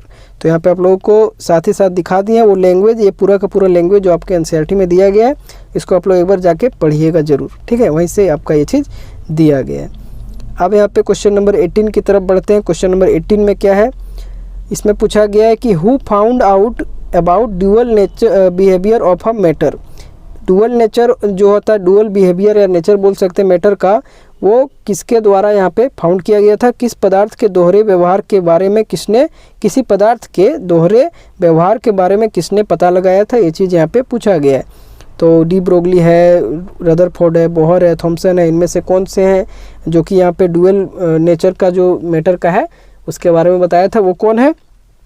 तो आप लोग अच्छे तरीके से पढ़े होंगे, ये जो है वो डी ब्रोगली साहब हैं, जो कि इन्होंने बताया था कि हमारा जो डुअल बिहेवियर होता है मैटर का वो पाया जाता है। तो डी ब्रोगली इसका जो है राइट आंसर हो जाएगा ऑप्शन नंबर ए। बाकी सब के बारे में आप जान ही रहे होंगे, ये आपका थॉमसन मॉडल है, ये बोहर मॉडल है, ये रदरफोर्ड मॉडल है। इन्होंने यहाँ पे इससे रिलेटेड कोई भी बात नहीं किया था कि डुअल बिहेवियर के बारे में ऐसा कुछ उन्होंने बात नहीं किया था। जो कि बात किए थे वो है डी ब्रोगली। चलिए क्वेश्चन नंबर 19 की तरफ बढ़ते हैं। क्वेश्चन नंबर 19 में क्या पूछा गया है कि mass of a photon is given by इतना। मास अब यहाँ पे दिया है, ठीक है, फोटोन का मास यहाँ पे दिया है। फाइंड इट्स वेवलेंथ, लेमडा का वैल्यू यहाँ पे हम लोगों को निकालना है। क्या क्या ऑप्शंस दिए गए, एंगस्ट्रॉम में है और नैनोमीटर में। वही चीज़ है कि एक फोटोन का द्रव्यमान इतना दिया हुआ है किलोग्राम में, तो इसका हम लोगों को तरंगदैर्घ्य निकालना है, तो कितना आएगा ये चीज़ हम लोगों को पूछा गया है। तो कैसे निकालेंगे, हम लोग जानते हैं, देख सकते हैं कुछ इस तरीके से we know that lambda equal to H upon में एम सी। अभी हम लोगों ने ये फॉर्मूला देखा ही था पीछे। अब यहाँ पे हम लोगों को लैम्डा ही पूछा गया है, एच का वैल्यू हम लोग जानते हैं इतना होता है। मास का यहाँ पे कुछ इस तरीके से आपका दिया है, मास ऑफ कुछ इस तरीके से, फोटोन का द्रव्यमान कुछ इतना दिया गया, मास ऑफ फोटोन, तो उसका हम लोग यहाँ पे वैल्यू लिख दिए। किस में दिया गया, केजी में दिया गया है। और एक चीज़ और जानते हैं हम लोग, जो लाइट का कुछ इस तरीके से स्पीड होता है वो 3 × 10⁸ मीटर पर सेकेंड। तो ये आपका जो है सारा नीचे चल रहा है, ऊपर में आपका एच का वैल्यू और नीचे में ये सारा का वैल्यू। तो इसको जब आप पूरा का पूरा ओवरऑल कैलकुलेट करोगे तो आपका आंसर क्या आएगा, 0.67 एंगस्ट्रम में आ जाएगा। देख लीजिए यहाँ से क्या क्या कट रहा है। सेकंड से तो आपका कुछ इस तरीके से सेकंड कट जाएगा। जूल को और भी हम लोग चेंज करते हैं तो वहाँ से केजी हमारा कट जाएगा और कुछ इस तरीके से एंगस्ट्रम में हमारा वैल्यू आ जाएगा। ठीक है, ऐसे बस ये फॉर्मूला बहुत ही ज़्यादा इंपॉर्टेंट है। देख लीजिए इसमें 3 तरह का क्वेश्चन आपको पूछ ही लिया गया। ठीक है, मास पूछ लिया गया, आपका वेवलेंथ पूछ लिया जा रहा है कुछ इस तरीके से, और इसी से हमारा एनर्जी भी रिलेट करता है, तो उसको भी हम लोग देख ही लिए ऊपर में क्वेश्चन। तो इस टाइप से यहाँ पे ये क्वेश्चन था, इसको हम लोगों ने देखा। अब क्वेश्चन नंबर 20 की तरफ बढ़ते हैं। क्वेश्चन नंबर 20 में स्टेटमेंट है, बेसिकली ये आपने पढ़ा होगा। इसमें पूछा गया कि as per Heisenberg's principle of uncertainty the relation between relative momentum, जो मोमेंटम m है, एंड रिलेटिव पोजीशन। ठीक है, पोजीशन और मोमेंटम के बारे में यहाँ पे बोला गया है। पोजीशन को हम लोग मे बी x से डिनोट करते हैं, अभी आगे हम लोग इक्वेशन में देखेंगे। तो वो क्या होता है, इसका रिलेशन क्या होगा इसके बीच, तो ये चीज़ पूछा गया। इंडिपेंडेंट होगा, इक्वल होगा, डायरेक्टली प्रोपोर्शनल होगा, इन्वर्सली प्रोपोर्शनल होगा, ये चीज़ पूछा गया है। हिंदी में अगर बात किया जाए तो हाइजेनबर्ग के अनिश्चितता के सिद्धांत के अनुसार सापेक्ष गति और सापेक्ष स्थिति, दोनों चीज़ है, सापेक्ष गति और सापेक्ष स्थिति के बीच क्या संबंध है, स्वतंत्र है, बराबर है, समानुपातिक है या फिर व्युत्क्रमानुपातिक है। तो सबसे पहले हम लोग हाइजेनबर्ग प्रिंसिपल का जानते हैं कुछ इस तरीके से स्टेटमेंट, जो इक्वेशन हमारा है। तो क्या जानते हैं इसमें, जानते हैं कि according to Heisenberg's uncertainty principle, Heisenberg uncertainty principle के हिसाब से हम लोग जानते हैं कि डेल्टा x इंटू डेल्टा भी जो हमारा होता है वो कुछ इस तरीके से आपका h अपॉन में 4πm आपका हो जाता है। यहाँ पे ये देख लीजिए, ये क्वेश्चन आप लोगों ने देखा होगा। तो इसमें से हम लोगों को क्या पूछा गया कि रिलेटिव मोमेंटम और पोजीशन, तो मोमेंटम यहाँ पे m बेसिकली इस तरीके से, और ये जो आपका पोजीशन यहाँ पे है इसको डेल्टा x बोल सकते हैं। तो इसके बीच का रिलेशन पूछा था, तो दोनों के बीच का अगर रिलेशन देखें तो देख लीजिए बटा वाला रिलेशन है। अगर इधर डेल्टा x है तो इधर अगर बात करें बराबर में, तो यहाँ पे m अगर है तो इन दोनों के बीच का क्या है, रिलेशन इन्वर्सली प्रोपोर्शनल है। इसलिए यहाँ पे इसका जो है रिलेशन क्या हो जाएगा, इन्वर्सली हो जाएगा, मतलब व्युत्क्रमानुपाती हो जाएगा। इसलिए मतलब इसका आंसर का बात किया जाए तो कुछ इस तरीके से ऑप्शन नंबर डी यहाँ पे राइट आंसर हो जाएगा, क्योंकि बटा में चल रहा है। अगर डेल्टा x इधर है तो इधर m का वैल्यू क्या है, बटा में, तो बटा वाला क्या होता है, हमेशा उसको देखते हैं इन्वर्सली प्रोपोर्शनल, ऐसा रहता है। तो ठीक है, इस तरीके से यहाँ पे पूछा गया था इसका रिलेशन। तो इसको आप लोग ध्यान रखिएगा, इस टाइप से भी क्वेश्चन आपके एग्जामिनेशन में पूछे जा सकते हैं। तो इसको देख लीजिए आप लोग। फॉर्मूला बस यहाँ पे ये चीज़ पता है, ये चीज़ इसका स्टेटमेंट अगर पता है तो आप आसानी से इसके बीच रिलेशन बता सकते हो। ठीक है, चलिए अगले क्वेश्चन की तरफ, या फिर आपको डायरेक्टली यहाँ से पूछ लिया जा सकता है। ये आपको इक्वेशन दे दिया जाएगा, ये किसका है, तो हाइजेनबर्ग अनसर्टेनिटी प्रिंसिपल का है। इस तरीके से भी क्वेश्चन पूछा जाता है। चलिए अगले क्वेश्चन की तरफ बढ़ते हैं, क्वेश्चन नंबर 21 की तरफ। तो क्वेश्चन नंबर 21 में क्या पूछा गया है कि the principal quantum number describe, principal quantum number क्या डिस्क्राइब करता है, ये चीज़ पूछा गया है। Energy and size of orbit के बारे में बताता है, साइज ऑफ ऑर्बिटल के बारे में बताता है, स्पेशियल ओरिएंटेशन बताता है ऑर्बिटल का, या फिर स्पिन इलेक्ट्रॉन को बताता है, इसके बारे में पूछा गया है। तो वही है कि मुख्य क्वांटम क्या वर्णन करती है, कक्षा की ऊर्जा और आकार, ऑर्बिटल का आकार, या ऑर्बिटल के स्थानिक अभिविन्यास, या फिर इलेक्ट्रॉन का चक्रण। तो देख सकते हैं यहाँ पे जो प्रिंसिपल क्वांटम नंबर हमारा जो है वो डिस्क्राइब क्या करता है, आप लोगों ने अच्छे तरीके से पढ़ा होगा।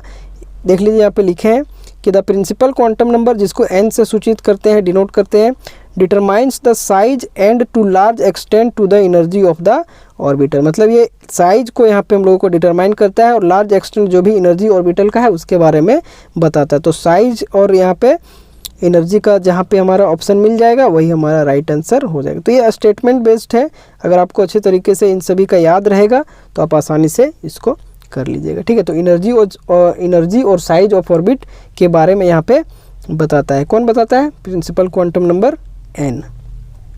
चलिए अगले क्वेश्चन की तरफ बढ़ते हैं। अगला क्वेश्चन यहाँ पे क्या पूछा गया है, इसको मैंने बताया भी था कि what is the shape of the orbital whose L is 1। L जिसका 1 है उसके लिए शेप यहाँ पे ऑर्बिटल का क्या होगा, ये चीज़ पूछा गया। तो अब पीछे हम लोग अभी डिस्कस किए ही थे, स्फेरिकल है, डम्बल है, डबल डम्बल है, कॉम्प्लेक्स है, वो क्या होगा ये चीज़ पूछा गया। तो एल का वैल्यू जब हम लोग जानते हैं कि 1 होता है तो वो हमारा कौन सा ऑर्बिटल हो जाता है, बिल्कुल सही पी ऑर्बिटल हो जाता है। और पी ऑर्बिटल अभी हम लोग पीछे देखे भी थे कैसा होता है, हाँ बिल्कुल यहाँ पे डम्बल होता है। तो ऑप्शन नंबर 20 का जो है राइट आंसर हो जाएगा।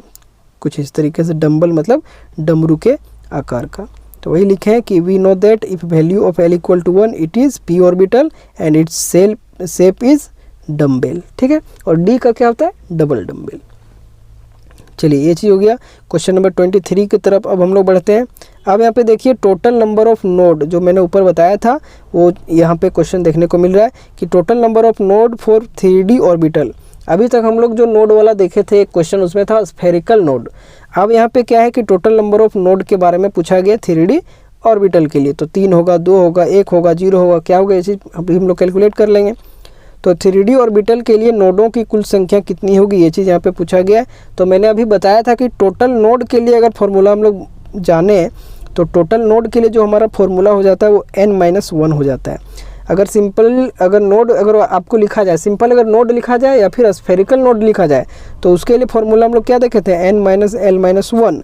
लेकिन जब भी आपका टोटल नंबर ऑफ नोड अगर आपका लिख दिया जाए तो सीधा सिंपल आपको l हटा के n-1, ये 2 फॉर्मूला आप लोगों को याद रखना है। यहीं से क्वेश्चन नोड वाला जब भी आएगा तो यहीं से आएगा। ठीक है, तो n का अगर हम लोग देखें तो हम लोग को 3D के लिए यहाँ पे बात किया गया तो n का वैल्यू 3 हो गया, तो 3 में 1 घटाएं तो मतलब 2, इसलिए हमारा जो आंसर की बात करें तो ऑप्शन नंबर 20 का आंसर आ गया। ठीक है, चलिए अगले क्वेश्चन की तरफ बढ़ते हैं। अगला क्वेश्चन क्या पूछा गया है, क्वेश्चन नंबर 24 कि according to the aufbau principle, aufbau principle के हिसाब से which of the following orbital should be filled first. Aufbau principle के हिसाब से कौन सा ऑर्बिटल को सबसे पहले भरा जाएगा ये चीज़ पूछा गया है। अबाउ के सिद्धांत के अनुसार निम्नलिखित में से कौन सा कक्षक पहले भरा जाना चाहिए ये चीज़ यहाँ पे पूछा गया है। ठीक है,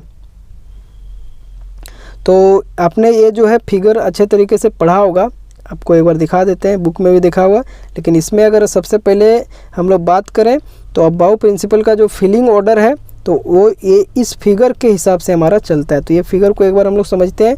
तो इसमें हम लोगों ने क्या देखा था, कुछ इस तरीके से 1s बनाए थे, 2s, 2p, 3s, 3p, 3d बनाए थे और इस वे से हमारा चल रहा था 4s, 4p, 4d, 4f, फिर यहाँ पे 5s, 5p, 5d, 5f के हिसाब से चल रहे थे, 6s, 6p, 6d, 7s, 7p इस हिसाब से। तो इसमें ही सही आपका लगभग सारा इलेक्ट्रॉनिक कॉन्फ़िगरेशन जो भी आपके सिलेबस में है इतने के अंदर इतना जाता भी नहीं, मतलब 7p तक तो हम लोग कह सकते हैं कि बहुत शायद कभी जाता होगा, लेकिन आपका ओवरऑल सारा ऊपर में ही काम हो जाएगा। तो इसमें जो भी हमारा होता है वो सबसे पहला जो हमारा होता है 1s में जाता है, फिर 2s में जाता है, फिर 2p, 3s में जाता है और यही चीज़ यहाँ पे एक एक करके दिखाया गया है। 1s के बाद 2s, 2s के बाद 2p, 2 के बाद 3s, फिर 3p, 4s, 3d, 4p इस तरीके से हमारा चलता है।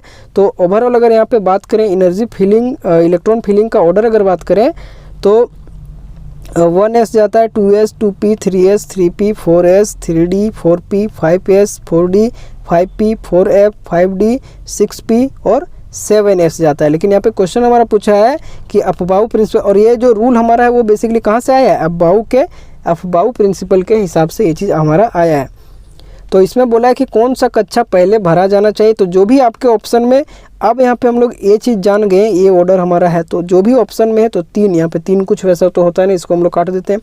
अब बात करेंगे 5d, 4p, 2s, तो इनमें से किस में सबसे पहले भरा जाएगा।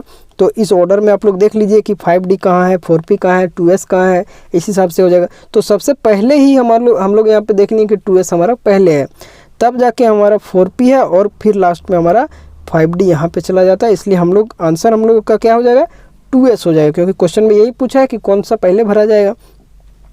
तो जिसके लिए हमारा यहाँ पे आंसर जो है ऑप्शन नंबर डी कुछ इस तरीके से आंसर हो गया। ठीक है, चलिए एकदम बीच में हम लोग पहुँच चुके हैं क्वेश्चन नंबर 25 में। फिर से क्वेश्चन नंबर 25 में क्या पूछा गया है कि how many electrons can exist with the principal quantum numbers value as 4, कि कितना नंबर ऑफ इलेक्ट्रॉन जो है एग्जिस्ट करेगा जो प्रिंसिपल क्वांटम नंबर n का वैल्यू अगर 4 है तो नंबर ऑफ इलेक्ट्रॉन का बात किया जा रहा है। मुख्य क्वांटम संख्या का मान 4 होने पर कितने इलेक्ट्रॉन मौजूद हो सकते हैं, ये चीज़ यहाँ पे पूछा गया है। तो कैसे इसको करेंगे, तो हम लोग जानते हैं कि the distribution of electrons in the shell is using formula 2n²। ठीक है, जो भी हम लोग डिस्ट्रीब्यूशन देखते हैं कि किस में कितना इलेक्ट्रॉन भराएगा, किस आपका बेसिकली यहाँ पे देख सकते हैं कि कितना इलेक्ट्रॉन का पूछा गया। ठीक है, तो वही चीज़ है 2n²। यहाँ पे सीधा सिंपल फॉर्मूला आपको याद रखना है कि मैक्सिमम नंबर ऑफ इलेक्ट्रॉन इस आधार पे भरा जाएगा। अब हम लोग जानते हैं कि क्वांटम संख्या, जो मुख्य क्वांटम संख्या n का वैल्यू है वो 4 के लिए पूछा गया। तो 4 के लिए तो 2n², तो n के जगह पे हम लोग 4 का स्क्वायर करेंगे तो 4 का 4 हमारा कितना हो जाएगा, 4 का स्क्वायर 16 गुना 2, तो यहाँ पे 32 इलेक्ट्रॉन कुछ इस तरीके से आपका भरा जाएगा। जब भी आपका n का वैल्यू के लिए पूछा जाए कि कितना इलेक्ट्रॉन भरा जाएगा, तो उसका फॉर्मूला सीधा सिंपल जितना भी n रहेगा उसमें 2n² का फॉर्मूला आपको लगा देना है, आपका नंबर ऑफ इलेक्ट्रॉन वहाँ से मिल जाएगा। ठीक है, तो इसलिए आंसर की अगर बात करेंगे तो ऑप्शन नंबर सी 32 इसका जो है राइट आंसर हो जाएगा। ठीक है, चलिए अब हम लोग बढ़ रहे हैं क्वेश्चन नंबर 26 की तरफ। क्वेश्चन नंबर 26 में क्या पूछा गया है कि calculate the frequency of the wave whose wavelength is 10 nanometer. अब हम लोगों को यहाँ पे फ्रीक्वेंसी पूछा गया वेव का, जिसका वेवलेंथ यहाँ पे 10 नैनोमीटर दिया गया है। उस तरंग की आवृत्ति की गणना करें जिसकी तरंग दैर्घ्य 10 नैनोमीटर है। तो कैसे हम लोग इसको कैलकुलेट करेंगे, तो हम लोग जानते हैं जो हमारा आवृत्ति होता है, फ्रीक्वेंसी, वो हमारा न्यू होता है कुछ इस तरीके से न्यू, और न्यू इक्वल्स टू हमारा सी बटा लेमडा होता है कुछ इस तरीके से। ये हमने पिछले वीडियोस में देखा ही था। तो जब ये फॉर्मूला हम लोग यहाँ पे अच्छे तरीके से लगा लिए, तो यहाँ पे सी का वैल्यू वही हमारा हो जाएगा स्पीड ऑफ लाइट, तो 3 गुना 10 का पावर 8 मीटर पर सेकंड सबसे पहले ये आ गया। लेमडा का वैल्यू हमारा 10 नैनोमीटर है, यहाँ पे देख लीजिए नैनोमीटर है, इसको हम लोग मीटर में चेंज किए तो 1 नैनोमीटर में कितना हो गया, वही आ गया 10 का पावर -9 मीटर। अब 10 गुना 10 का पावर -9 मीटर का किए बात। अब यहाँ पे टोटल जब इसको हम लोग कैलकुलेट करेंगे तो मीटर से तो मीटर हमारा सबसे पहले कैंसिल हो जाएगा, और पर सेकेंड, क्योंकि ये चीज़ हमारा जो है बटा में अगर जाएगा तो आपका जो सेकेंड बचेगा पर सेकेंड ही बचेगा ना। तो पर सेकेंड इस तरीके से जब भी हम लोग देखते हैं कि पर सेकेंड हमारा है तो उसको हम लोग क्या लिखते हैं, हर्ट्ज लिखते हैं HZ से। तो जिसके कारण यहाँ पे ए पूरा का पूरा आपका कैंसिल हो जाएगा और बचेगा सिर्फ आपका 3। तो यहाँ पे 3 हर्ट्ज इसका राइट आंसर कुछ इस तरीके से हो जाएगा। तो इसलिए ऑप्शन नंबर बी जो है यहाँ पे इसका राइट आंसर हो जाएगा। ठीक है, चलिए क्वेश्चन नंबर 27 की तरफ बढ़ते हैं। क्वेश्चन नंबर 27 में क्या पूछा गया था, यहाँ पे खाली जगह भरने बोला गया था। बेसिकली भरने क्या बोला, वो ऑप्शन के हिसाब से ही करना है हम लोगों को। तो फिल इन द ब्लैंक्स दिया था कि इतना जो खाली जगह frequency is the minimum frequency required to eject an electron when photons hit the metal surface. तो आप लोग अच्छे तरीके से अनुमान लगा रहे होंगे कि इसमें क्या भराया जाएगा, रिक्वायर्ड, एक्टिवेटेड, थ्रेशोल्ड, लिमिटिंग। ठीक है, तो खाली जगह आवृत्ति फोटोन के धातु की सतह से टकराने पर इलेक्ट्रॉन को बाहर निकालने के लिए आवश्यक न्यूनतम आवृत्ति क्या होगा, ये चीज़ पूछा गया। तो इसको हम लोग पढ़े थे, इसको क्या बोलते हैं, जो मिनिमम फ्रीक्वेंसी रिक्वायर्ड हमारा होता है किसी भी इलेक्ट्रॉन को मेटल सरफेस से निकालने के लिए, तो उसके लिए क्या होता है, हाँ यहाँ पे ऑप्शन नंबर सी जो थ्रेशोल्ड हम लोग पढ़े थे, जिसको हिंदी में देहली यहाँ पे लिखा गया, देख सकते हैं। तो थ्रेशोल्ड फ्रीक्वेंसी हमारा जो होता है वही मिनिमम फ्रीक्वेंसी होता है किसी भी मेटल सरफेस से इलेक्ट्रॉन को बाहर निकालने के लिए। ठीक है, ये चीज़ हो गया। तो क्वेश्चन नंबर 27 का थ्रेशोल्ड यहाँ पे आंसर हो जाएगा। अगला यहाँ पे है 28 नंबर क्वेश्चन। इसमें क्या पूछा गया है देख सकते हैं।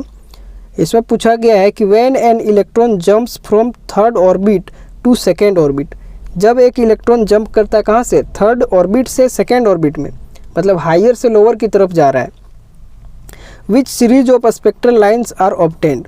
ठीक है, थर्ड से हमारा कहाँ जा रहा है, सेकेंड में, तो किस टाइप का सीरीज स्पेक्ट्रल लाइन का यहाँ पे मिलेगा, ये चीज़ पूछा गया। बामर मिलेगा, लाइमन मिलेगा, पास्चन मिलेगा, ब्रैकेट मिलेगा, क्या मिलेगा, ये चीज़ पूछा गया।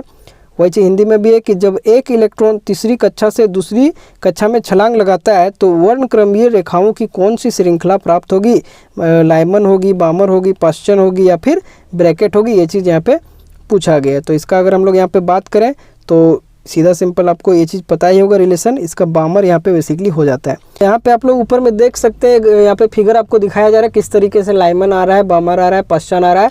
तो इस हिसाब से आपको याद रखना है। सभी का ऑर्बिटल आप लोग यहाँ पे ध्यान से देख सकते हैं कि किससे किस में आ रहा है। इसी में यहाँ पे देख लीजिए कि थर्ड ऑर्बिट से जो हमारा सेकेंड में आ रहा है वो हमारा कुछ इस तरीके से, इसलिए आंसर क्या हो जाएगा, बामर हो जाएगा। ऑप्शन नंबर ये हो जाएगा। ठीक है, फिगर में आप लोगों ने देखा ही।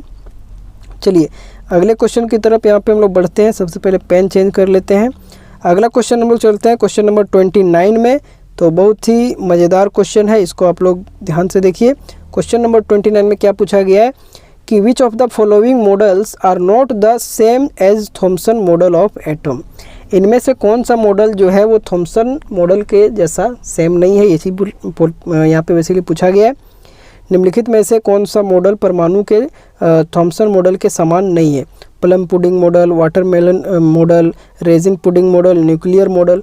तो यहाँ पे जितना हम लोग देख रहे हैं वो सारा का सारा हमारा थॉमसन मॉडल जो है उसी का नाम यहाँ पे बेसिकली चेंज करके दे दिया। जो कि हम लोग जानते हैं कि थॉमसन मॉडल को प्लम पुडिंग मॉडल के नाम से भी जाना जाता है, वाटरमेलन मॉडल के नाम से भी जाना जाता है, रेजिन पुडिंग मॉडल के नाम से भी जाना जाता है।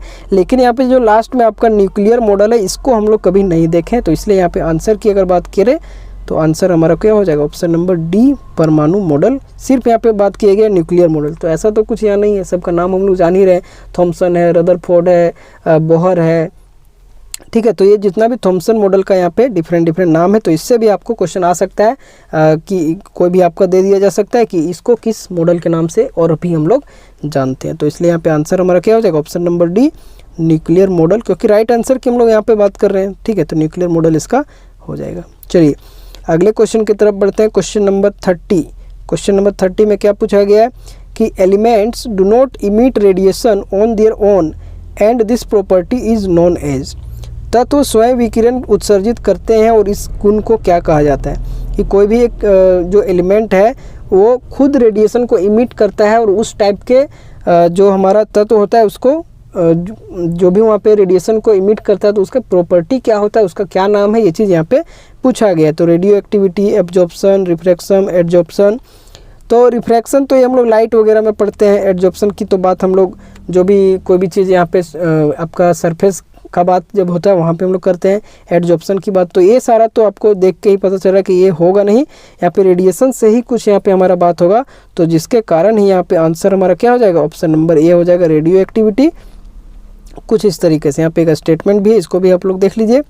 लिखा गया है कि radioactivity is the property of certain elements to spontaneously मतलब स्वतः इमिट रेडिएशन, मतलब खुद ब खुद वो इमिट कर देगा रेडिएशन को, और उस प्रोसेस को हम लोग क्या जानते हैं नाम, रेडियो एक्टिविटी के नाम से जानते हैं, ठीक है। चलिए ये क्वेश्चन हो गया। अब अगले क्वेश्चन की तरफ बढ़ते हैं। अगला क्वेश्चन यहाँ पे है क्वेश्चन नंबर 31। कहता है if the number of proton and neutron of an element is 13 and 14 respectively. अगर नंबर ऑफ प्रोटॉन 13 है, नंबर ऑफ न्यूट्रॉन 14 है, then what's the atomic number. तो एटॉमिक नंबर क्या होगा, जेड का value, and mass number A का value यहाँ पे पूछा गया वो क्या होगा। तो इस क्वेश्चन से आपको लगभग एटॉमिक नंबर भी आप पता कर लीजिएगा कैसे हम लोग कैलकुलेट करेंगे, मास नंबर भी पता कर लीजिएगा कि कैसे कैलकुलेट करेंगे। हिंदी में क्या लिखा गया कि यदि किसी तत्व के प्रोटॉन की संख्या और न्यूट्रॉन की संख्या इतना क्रमशः दिया गया है तो परमाणु संख्या और परमाणु द्रव्यमान संख्या का हम लोग को यहाँ पे वैल्यू निकालना है, ठीक है। तो P का वैल्यू हमारा दिया है 13 और N का वैल्यू दिया है हमारा 14। और जैसे कि P का वैल्यू अगर 13 दे दिया गया है तो हमारा इलेक्ट्रॉन का संख्या भी कितना हो जाएगा, 13 ही हो जाएगा। और भी हम लोग क्या जानते हैं, एटॉमिक नंबर जो हमारा यहाँ पे परमाणु संख्या जेड भी हमारा कितना हो जाएगा, 13 ही हो जाएगा। क्योंकि यहाँ पे वैसा कुछ आयन्स के टर्म में वहाँ पे कुछ लिखा नहीं है। न्यूट्रल के लिए तो हम लोग जानते हैं कि एटॉमिक नंबर जो होता है नंबर ऑफ इलेक्ट्रॉन और नंबर ऑफ प्रोटॉन के बराबर होता है। तो वही चीज़ है कि एटॉमिक नंबर जानते हैं हम लोग, Z = P = E, मतलब पूरा का ये सारा का वैल्यू, मतलब एटॉमिक नंबर का तो वैल्यू हम लोग डायरेक्ट यहीं पे निकाल लिए कि 13 होगा। लेकिन यहाँ पे मास नंबर ए का बोला था, उसके लिए हम लोग जानते हैं एक फॉर्मूला P + N, और P का वैल्यू हम लोग को यहाँ पे दिया है, N का भी वैल्यू हम लोग को यहाँ पे दिया है, जिसके कारण अब दोनों को हम लोग जब ऐड करेंगे तो 27 यहाँ पे आंसर आ जाएगा। तो एक तो हमारा जो एटॉमिक नंबर है वो 13 आया और मास नंबर हमारा 27 आया, और एक किस ऑप्शन में आपको देखने को मिल रहा है, ऑप्शन नंबर बी में देखने को मिल रहा है, ठीक है। तो इसलिए बी नंबर इसका जो यहाँ पे राइट आंसर कुछ इस तरीके से आ गया, ठीक है। ये आप लोग यहाँ पे याद रखिएगा रिलेशन। ये काम कहाँ पे करेगा, जो Z = P = E वाला, हाँ न्यूट्रल के लिए काम करेगा। तो ये आप लोग ध्यान रखिएगा। चलिए क्वेश्चन नंबर 32 की तरफ बढ़ते हैं। क्वेश्चन नंबर 32 में ये मैंने जब डिस्कस किया था आपको चैप्टर की पॉइंट्स, तो उसमें बताया भी था कि 3 आइसोटोप होते हैं हाइड्रोजन के, नाम में बताया था, ठीक है। तो विच ऑफ द फॉलोइंग, अगला क्वेश्चन यहाँ पे है कि which of the following is not an isotope of hydrogen. तो हाइड्रोजन का इनमें से कौन सा आइसोटोप जो दिया गया है वो नहीं है। तो हाइड्रोजन का हम लोग 3 आइसोटोप पढ़े थे, जल्दी से आप लोग बताइए क्या क्या हो जाएगा। तो निम्नलिखित में से कौन सा हाइड्रोजन का समस्थानिक नहीं है, protium, deuterium, tritium, helium.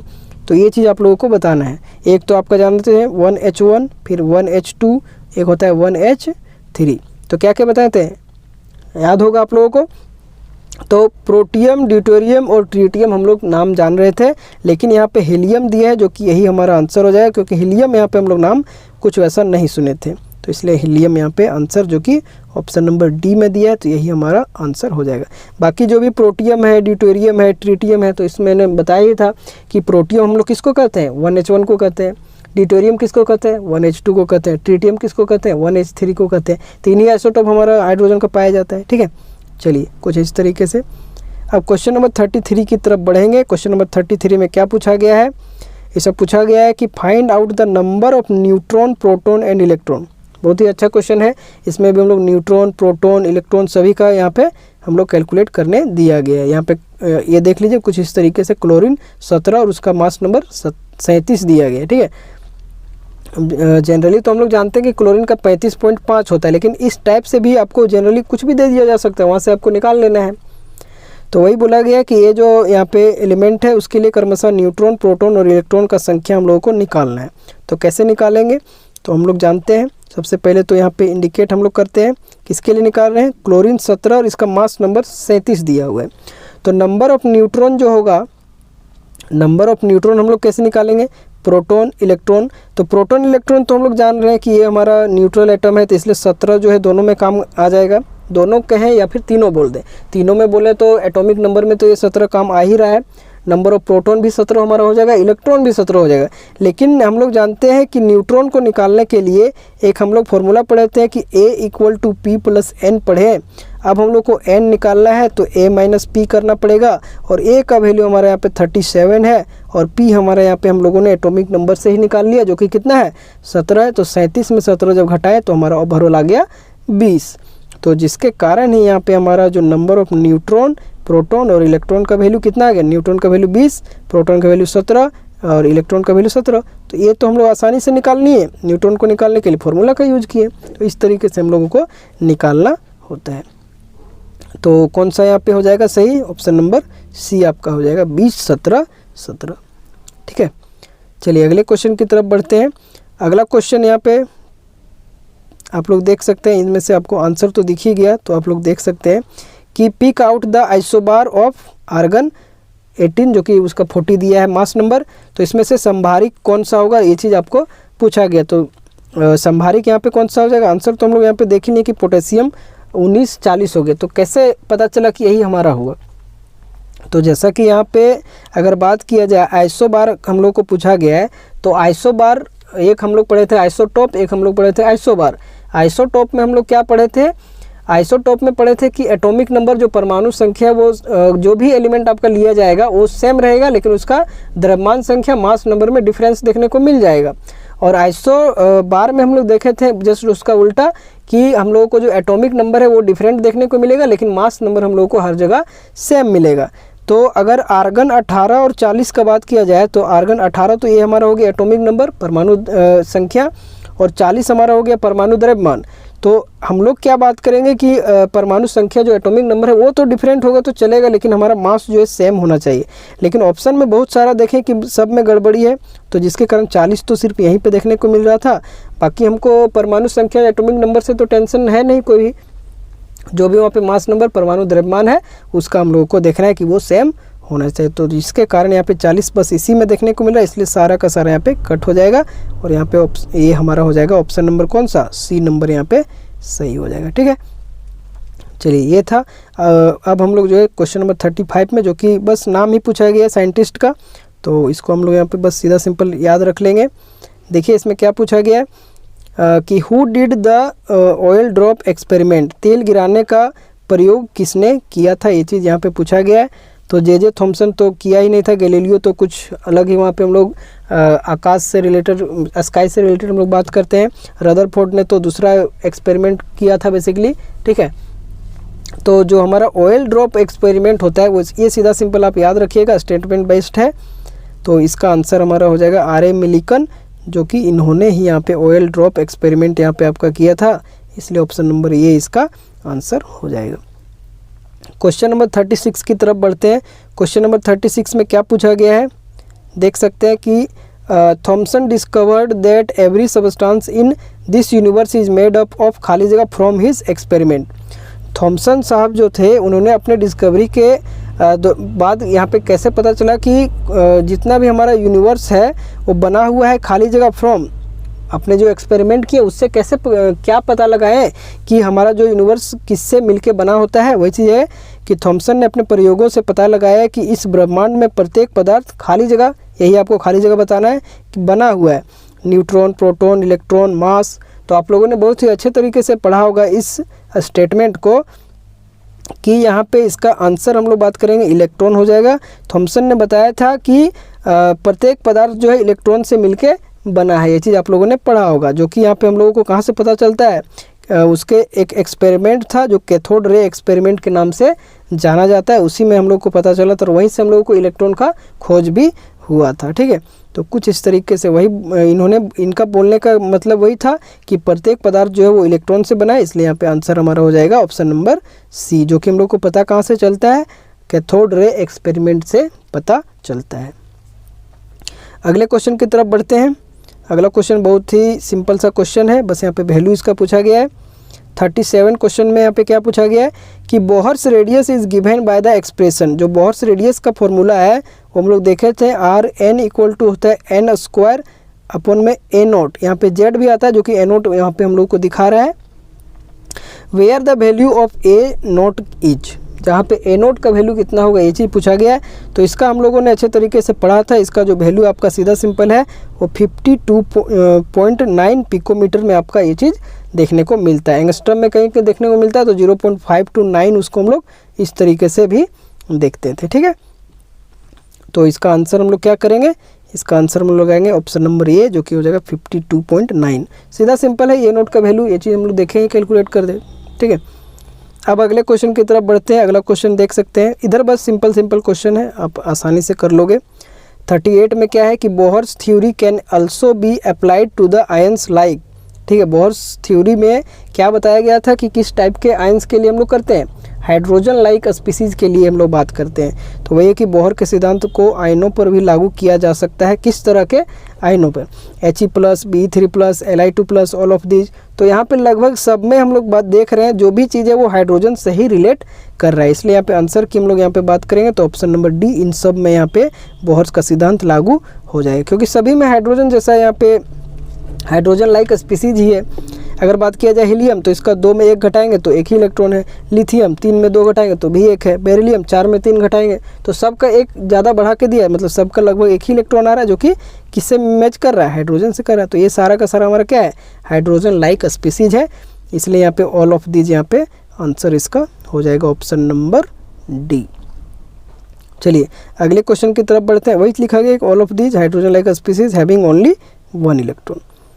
Question number 39 में हम लोग यहाँ पे देखेंगे, इसमें बोला गया है कि according to the Bohr's theory, Bohr's theory के अनुसार the angular momentum of the electron in 5th orbit is.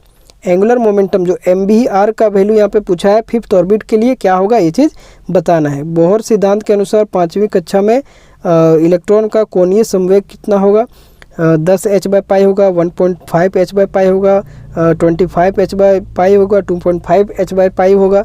तो मैंने बार बार वहाँ पे आप लोगों को बताया था कि MBR जो होता है वो NH/2π था, भले वहाँ पे H/2π था लेकिन NH मैंने बताया भी था आप लोगों के लिए, तो यही ऑर्बिट के कारण ही मैंने वहाँ पे NH को लिया था। तो N के जगह पे 5H/2π, तो वही है यहाँ पे हम लोग कुछ इस तरीके से 5H यहाँ पे 2π हम लोग देखेंगे, NH/2π होता है, तो 5/2 H/π तो हम लोग रख देते हैं, लेकिन 5/2 का अगर हम लोग बात करेंगे तो इसका वैल्यू कितना आ जाएगा, 2.5 आ जाएगा, और अपन में आपका हो जाए H/π हो जाएगा। तो जिसके कारण ही NH/2π हमेशा आप लोगों को लगा के देखना है, तब जाके आपको पता चलेगा। यहाँ पे 5th ऑर्बिट के लिए था, इसलिए N के जगह पे 5 रख दिए, तो 5H/2π और 2 वहाँ से 2 से उसको डिवाइड किए तो 2.5, और कुछ इस तरीके से आपका आंसर आ गया डी नंबर। देख लीजिए यहाँ पे बना भी दिए थे। MVR equal to NH upon में 2 पाई, N के जगह पे 5 रख दिया, 5 H अपॉन में 2 पाई, तो 2.5 H अपॉन में पाई हो गया, जो कि ऑप्शन नंबर डी में यहाँ पे आंसर आ गया। चलिए अगले क्वेश्चन की तरफ बढ़ते हैं। बस इधर सारा स्टेटमेंट क्वेश्चन है, जो भी बोला गया है उसी को यहाँ पे क्वेश्चन बना दिया गया है। क्या है क्वेश्चन नंबर 40 में कि splitting of spectral lines under the influence of magnetic field is called.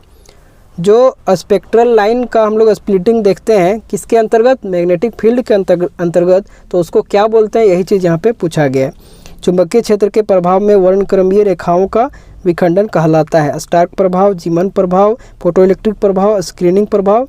वही इंग्लिश में भी Stark effect, Zeeman effect, photoelectric effect, screening effect. तो जो मैग्नेटिक फील्ड के इन्फ्लुएंस में होता है, उसके प्रभाव में होता है, तो उसको हम लोग कौन सा स्प्लिटिंग ऑफ स्पेक्ट्रल लाइन कहते हैं, ये चीज़ यहाँ पे पूछा गया है। तो यहाँ पे देख लीजिए क्या होता है।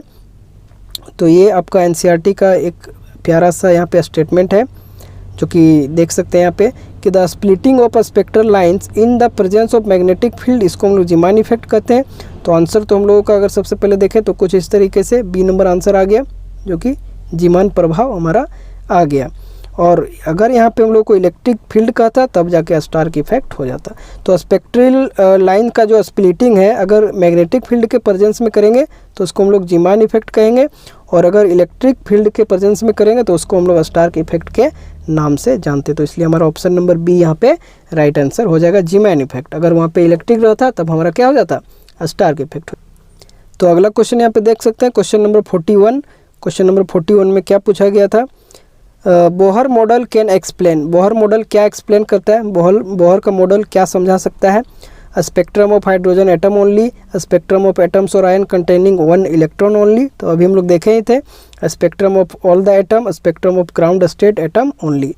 केवल हाइड्रोजन परमाणु का स्पेक्ट्रम, परमाणु या आयनों का स्पेक्ट्रम जिसमें केवल एक इलेक्ट्रॉन हो, सभी परमाणुओं का स्पेक्ट्रम, या फिर केवल मूल अवस्था के परमाणु का स्पेक्ट्रम। तो हम लोगों ने क्या देखा था, यहाँ पे जो बोहर मॉडल होता है तो उसमें क्या होता है, देख लीजिए लिखा गया है कि the Bohr model of the atom can explain only the spectrum of an atom और आयन कंटेनिंग 1 इलेक्ट्रॉन लाइक, मतलब हाइड्रोजन लाइक स्पीसीज जिसको हम लोग बोलते हैं, जैसे कि He+ हो गया, Li2+ हो गया, Be3+ हो गया। तो एक यहाँ पे इलेक्ट्रॉन के लिए बोला था, तो इसके कारण ही यहाँ पे हमारा ऑप्शन कौन सा हो जाएगा, बी नंबर यहाँ पे हो जाएगा आंसर, जो कि कुछ इस तरीके से है, स्पेक्ट्रम ऑफ एटम और आयन कंटेनिंग 1 इलेक्ट्रॉन ओनली। तो बी नंबर इसका जो है राइट आंसर हो जाएगा। चलिए अब क्वेश्चन नंबर 42 की तरफ बढ़ते हैं। क्वेश्चन नंबर 42 में क्या पूछा गया है, इसमें पूछा गया है कि which one is not in agreement with Bohr's model of atom. तो बोहर्स मॉडल से रिलेटेड हम लोग यहाँ पे बहुत सारा बात कर ले रहे हैं, इनमें से यहीं से क्वेश्चन जो है देखने को आपको मिल जाएगा। तो वही बोला है कि कौन सा यहाँ पे जो एग्रीमेंट नहीं है बोहर मॉडल ऑफ एटम के अनुसार, इनमें से कौन बोहर के परमाणु मॉडल से सहमत नहीं है। Line spectra of hydrogen atom, Pauli's exclusion principle, Planck's theory, Heisenberg uncertainty principal. तो पॉलीज एक्सक्लूजन प्रिंसिपल तो हम लोग उसको क्वांटम नंबर में देखते हैं, तो यहाँ पे उसका तो कोई भी वैसा चीज़ देखने को मिलेगा नहीं। प्लांक्स का थ्योरी भी यहाँ पे अगर उसका मॉडल से रिलेट करें तो यहाँ पे ये भी बात नहीं करेगा। Line spectra of hydrogen atom के बारे में तो ये बेसिकली हमारा बताता ही है। तो यहाँ पे जो एग्रीमेंट नहीं करेगा, जो सहमत नहीं थे, वो कौन थे, हाइजेनबर्ग थे। ठीक है, हाइजेनबर्ग यहाँ पे सहमत नहीं थे, क्योंकि बोहर में जो यहाँ पे बताया गया था, देख सकते हैं आगे स्टेटमेंट हम लिखे हैं कुछ इस तरीके से कि Bohr model of an atom describe orbit as a clearly defined path and this could be only possible. Bohr ने वहाँ पे जो बताया था, उसमें बताया था कि एटम जो है वो ऑर्बिट में तभी घूमेगा जब उसके पास कुछ डिफाइंड पाथ होगा, कोई उसका जगह होगा घूमने का, वहीं पे वो चक्कर लगाएगा। लेकिन हम लोग आगे जो हाइजेनबर्ग अनसर्टेनिटी प्रिंसिपल में हम लोग को बात देखने को मिला, वो ये चीज़ मिला कि वहाँ पे कोई भी जो हम लोग मोमेंटम या फिर पोजीशन, वेलोसिटी या पोजीशन अगर इलेक्ट्रॉन का एग्जैक्ट हम लोग पता नहीं कर सकते। लेकिन बोहर ने जो भी बताया था तो उसके लिए हम लोगों को एग्जैक्ट होना चाहिए, तभी वहाँ पे रिवोल्यूशन देखने को मिलेगा। लेकिन वैसा तो हो नहीं पाया, तो जिसके कारण यहाँ पे हाइजेनबर्ग अनसर्टेनिटी उनसे सहमत नहीं थे।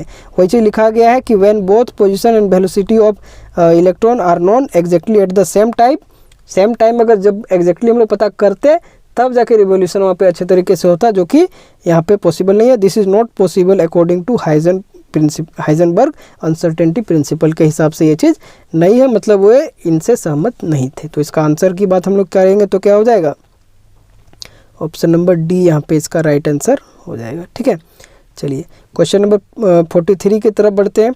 क्वेश्चन नंबर 43 में क्या पूछा गया है कि what is the electronic configuration of O2 मतलब O2 माइनस, O2 नहीं है बेसिकली O2 माइनस, इस तरीके से O है, इसके पावर में 2 माइनस है, तो इसका यहाँ पे इलेक्ट्रॉनिक कॉन्फ़िगरेशन हम लोगों को पूछा गया है। क्या होगा ये चीज़ बताइए, इलेक्ट्रॉनिक विन्यास क्या होगा O2 माइनस के लिए।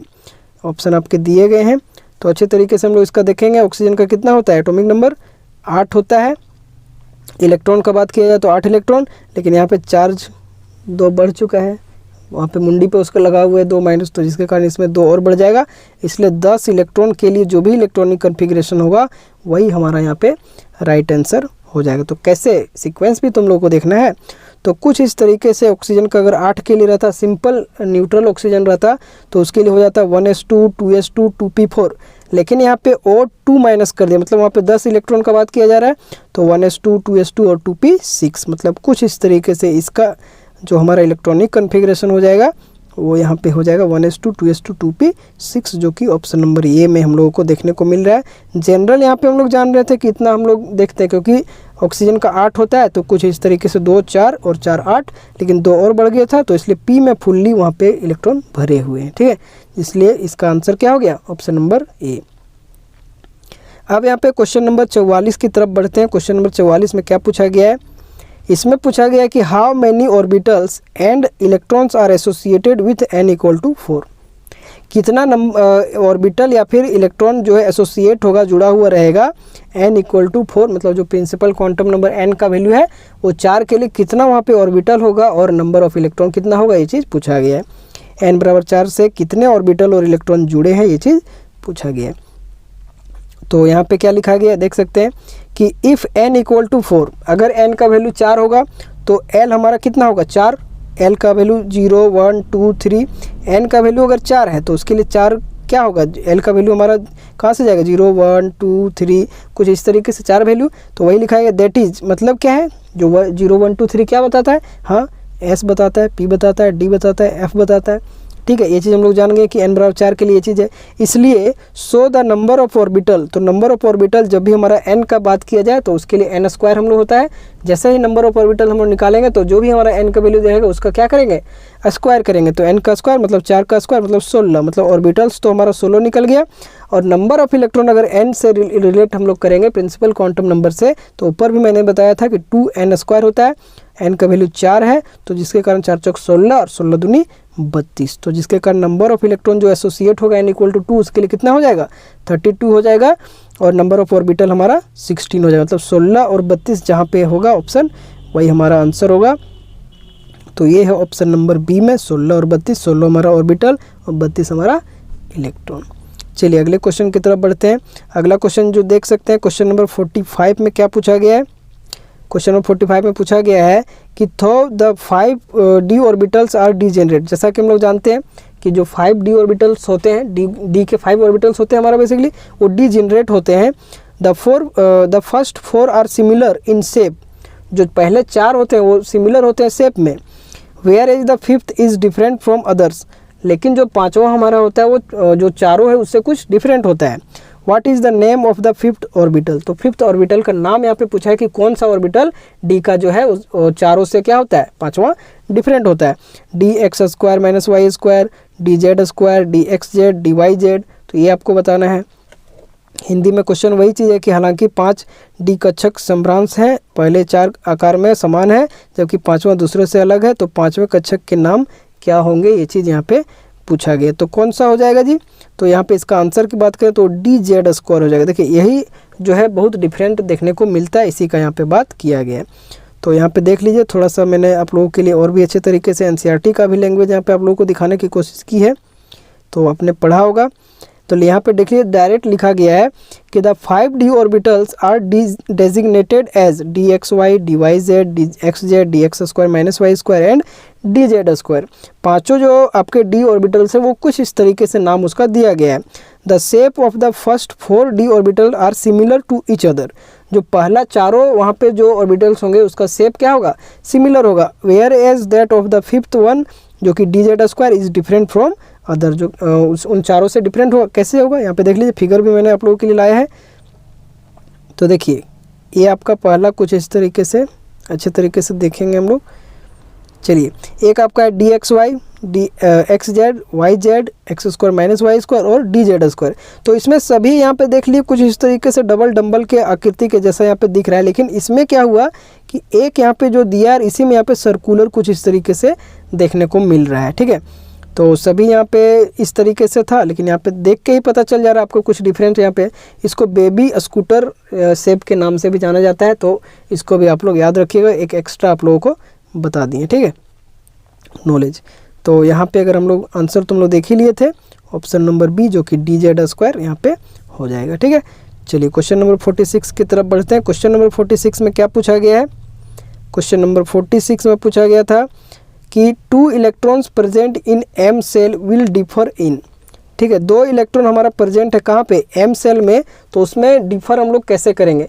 तो कभी भी अगर ये क्वेश्चन आपको पूछा जाए तो सीधा सिंपल एक ही बात याद रखिएगा कि कोई भी 2 इलेक्ट्रॉन है, मान लीजिए ये हमारा एक बॉक्स था उसमें 2 इलेक्ट्रॉन था, ऑर्बिटल की बात कर रहे हैं, तो इसमें 2 इलेक्ट्रॉन कुछ इस तरीके से था। तो इसके बीच हम लोग इसका डिफरेंस कब हम लोग निकाल सकते हैं? तो डिफरेंस हमेशा हम लोग ओरिएंटेशन उसका घुमाव के हिसाब से ही देख सकते हैं कि एक के लिए हमारा प्लस हाफ था और एक के लिए हमारा माइनस हाफ था। तो जब भी हम लोग प्लस हाफ और माइनस हाफ से ही इसको हम लोग बता सकते हैं उसका कि दोनों डिफर कैसे होगा। और वो प्लस हाफ और माइनस हाफ हमारा कहाँ से आता है, स्पिन क्वांटम नंबर से आता है, इसलिए हमारा डी नंबर जो है कुछ इस तरीके से आंसर हो जाएगा। तो वही चीज़ था, एम कोष में मौजूदा 2 इलेक्ट्रॉन अलग अलग कैसे होंगे, प्रमुख quantum number, principal quantum number, azimuthal, magnetic, spin, वही चीज़ है चुंबकीय और स्पिन। तो हमेशा किससे होगा, स्पिन क्वांटम नंबर से ये चीज़ हमारा होगा, जो कि इसी से हम लोग डिफरेंस पता कर सकते हैं, क्योंकि दोनों का वहाँ पे कभी भी जो है सेम नहीं रहेगा, एक उल्टा रहेगा दोनों एक दूसरे का, एक ऊपर की तरफ रहेगा तो एक नीचे की तरफ रहेगा। तो वही एक आपका ऑप्शन बनता है, उसी से हम लोग जो है यहाँ पे डिफरेंस बता सकते हैं। ठीक है, तो कुछ इस तरीके से आपका हो गया। अब क्वेश्चन नंबर 47 की तरफ बढ़ते हैं। क्वेश्चन नंबर 47 में क्या पूछा गया है? क्वेश्चन नंबर 47 में पूछा गया है कि an electron can inter into the orbital when, कहते हैं एक इलेक्ट्रॉन जो है इंटर करता है ऑर्बिटल में कब, value of N is minimum होता है तब, वैल्यू ऑफ एल मिनिमम होता है, या फिर value of N plus L minimum होता है, या फिर एन प्लस एम मिनिमम होता है। वही है कि एक इलेक्ट्रॉन कक्षक में कब प्रवेश कर सकता है, एन का मान न्यूनतम है तब, एल का मान n+1, यहाँ पे ये सारा का सारा ऑप्शन आपका दिया गया। तो हम लोग जानते हैं कि कोई भी इलेक्ट्रॉन जो है ऑर्बिटल में करेगा इंटर, तो उसका सबसे मिनिमम में जाके करेगा। क्या मिनिमम में करेगा? तो n+l का वैल्यू हम लोग जाने थे, यही हम लोगों को जो है इलेक्ट्रॉन फिलिंग का हम लोग को बता रहा था कॉन्सेप्ट।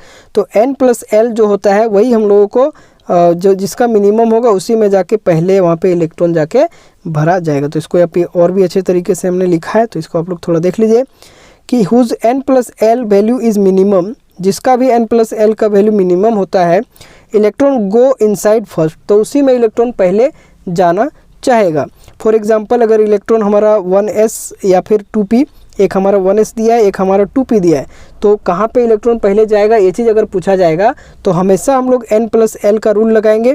तो n+l का रूल हमें स्टेबिलिटी जो एनर्जी है उसका बताएगा इलेक्ट्रॉन का। तो s का देख सकते हैं यहाँ पे s का 0 और n का 1, 1 + 0 = 1। तो n+l तो हमारा सबसे पहले मिनिमम होगा, ऑर्डर के हिसाब से मिनिमम होगा और मैक्सिमम होगा। तो n+l का वैल्यू अगर बात करें, इसमें देख लीजिए 2 + 1, इसका n+l का वैल्यू सबसे ज़्यादा हुआ, मतलब एनर्जी तो इसका ज़्यादा होगा, ये सही बात है। लेकिन यहाँ पे जब फिलिंग हम लोग करेंगे वो n+l का मिनिमम ऑर्डर जिसमें होगा उसी में हम लोग सबसे पहले इलेक्ट्रॉन को जाके फिल करेंगे। अगर एनर्जी का बात करें तो अब तो इसका होगा, लेकिन इलेक्ट्रॉन फिलिंग का बात करेंगे तो इधर इसका हो जाएगा, मतलब 1s का पहले भरेंगे। तो सीधा सिंपल है कि n+l का मान जिसके लिए न्यूनतम होगा इलेक्ट्रॉन उसी में जाके भरा जाएगा। भले एनर्जी का ऑर्डर का बात किया जाए तो n+l का वैल्यू जिसका ज़्यादा होगा उसका एनर्जी सबसे ज़्यादा होगा। चलिए ये था क्वेश्चन नंबर हमारा 47। अब हम लोग चलेंगे क्वेश्चन नंबर 48 की तरफ। क्वेश्चन नंबर 48 में क्या पूछा गया है? क्वेश्चन नंबर 48 में हमारा पूछा गया है कि the configuration of the valence orbital of an element with atomic number 22। सीधा सिंपल है, एटॉमिक नंबर 22 का इलेक्ट्रॉनिक कॉन्फ़िगरेशन क्या होगा, ये चीज़ पूछा गया है। परमाणु क्रमांक इतना 22 वाले तत्व के संयोजकता कक्षक का इलेक्ट्रॉनिक विन्यास, ठीक है, इलेक्ट्रॉनिक कॉन्फ़िगरेशन पूछा गया है। तो कैसे इसको निकालेंगे? मान लीजिए यहाँ पे x मान लिए 22, कुछ भी टाइटेनियम हमारा वैसे होता है तो, लेकिन हम लोग यहाँ पे x मान लिए क्योंकि वैसा कुछ लिया नहीं गया, डायरेक्ट 22 वहाँ पे बोला गया तो x हम लोग यहाँ पे मान लिए। 22 के लिए लिखेंगे तो 22 के लिए हमारा क्या हो जाएगा 1s2, 2s2, 2p6, 3s2, 3p6, 3d2 और 4s2। तो यहाँ पे देख लीजिए 3d2 और 4s2, यहाँ पे बस यही आपको कन्फ्यूज कर सकता था, ठीक है। तो यहाँ पे उसका कॉन्फ़िगरेशन वैलेंस के लिए पूछा है। तो वैलेंस हमारा कैसे चलेगा, K-L-M-N मान लीजिए इस वे से हमारा चलता था। ये हमारा फर्स्ट सेल के लिए, ये सेकेंड, ये थर्ड, ये फोर्थ। तो वैलेंस तो हमारा फोर्थ जाता था जो कि N के लिए जाता था, इस तरीके से समझ सकते हैं। तो यहाँ पे अगर हम लोग बात करें तो आप देख सकते हैं 1 है, 2 है, 3 है और 4 है। 4 कुछ इस तरीके से यूज किया गया, एक K के लिए, एक L के लिए, एक M के लिए और एक N के लिए। तो N ही हमारा सबसे लास्ट था, इसलिए जहाँ भी हमारा 4 वैल्यू देखने को मिलेगा N का वैल्यू, उसी के लिए हम लोग क्या करेंगे, वही हमारा वैलेंस ऑर्बिटल में जाएगा। तो मतलब 1s2 ये तो हमारा फर्स्ट में जा रहा है, 2s का जितना भी है यहाँ पे, फिर 3s का यहाँ पे हम लोगों ने सारा रीअरेंज कर लिया।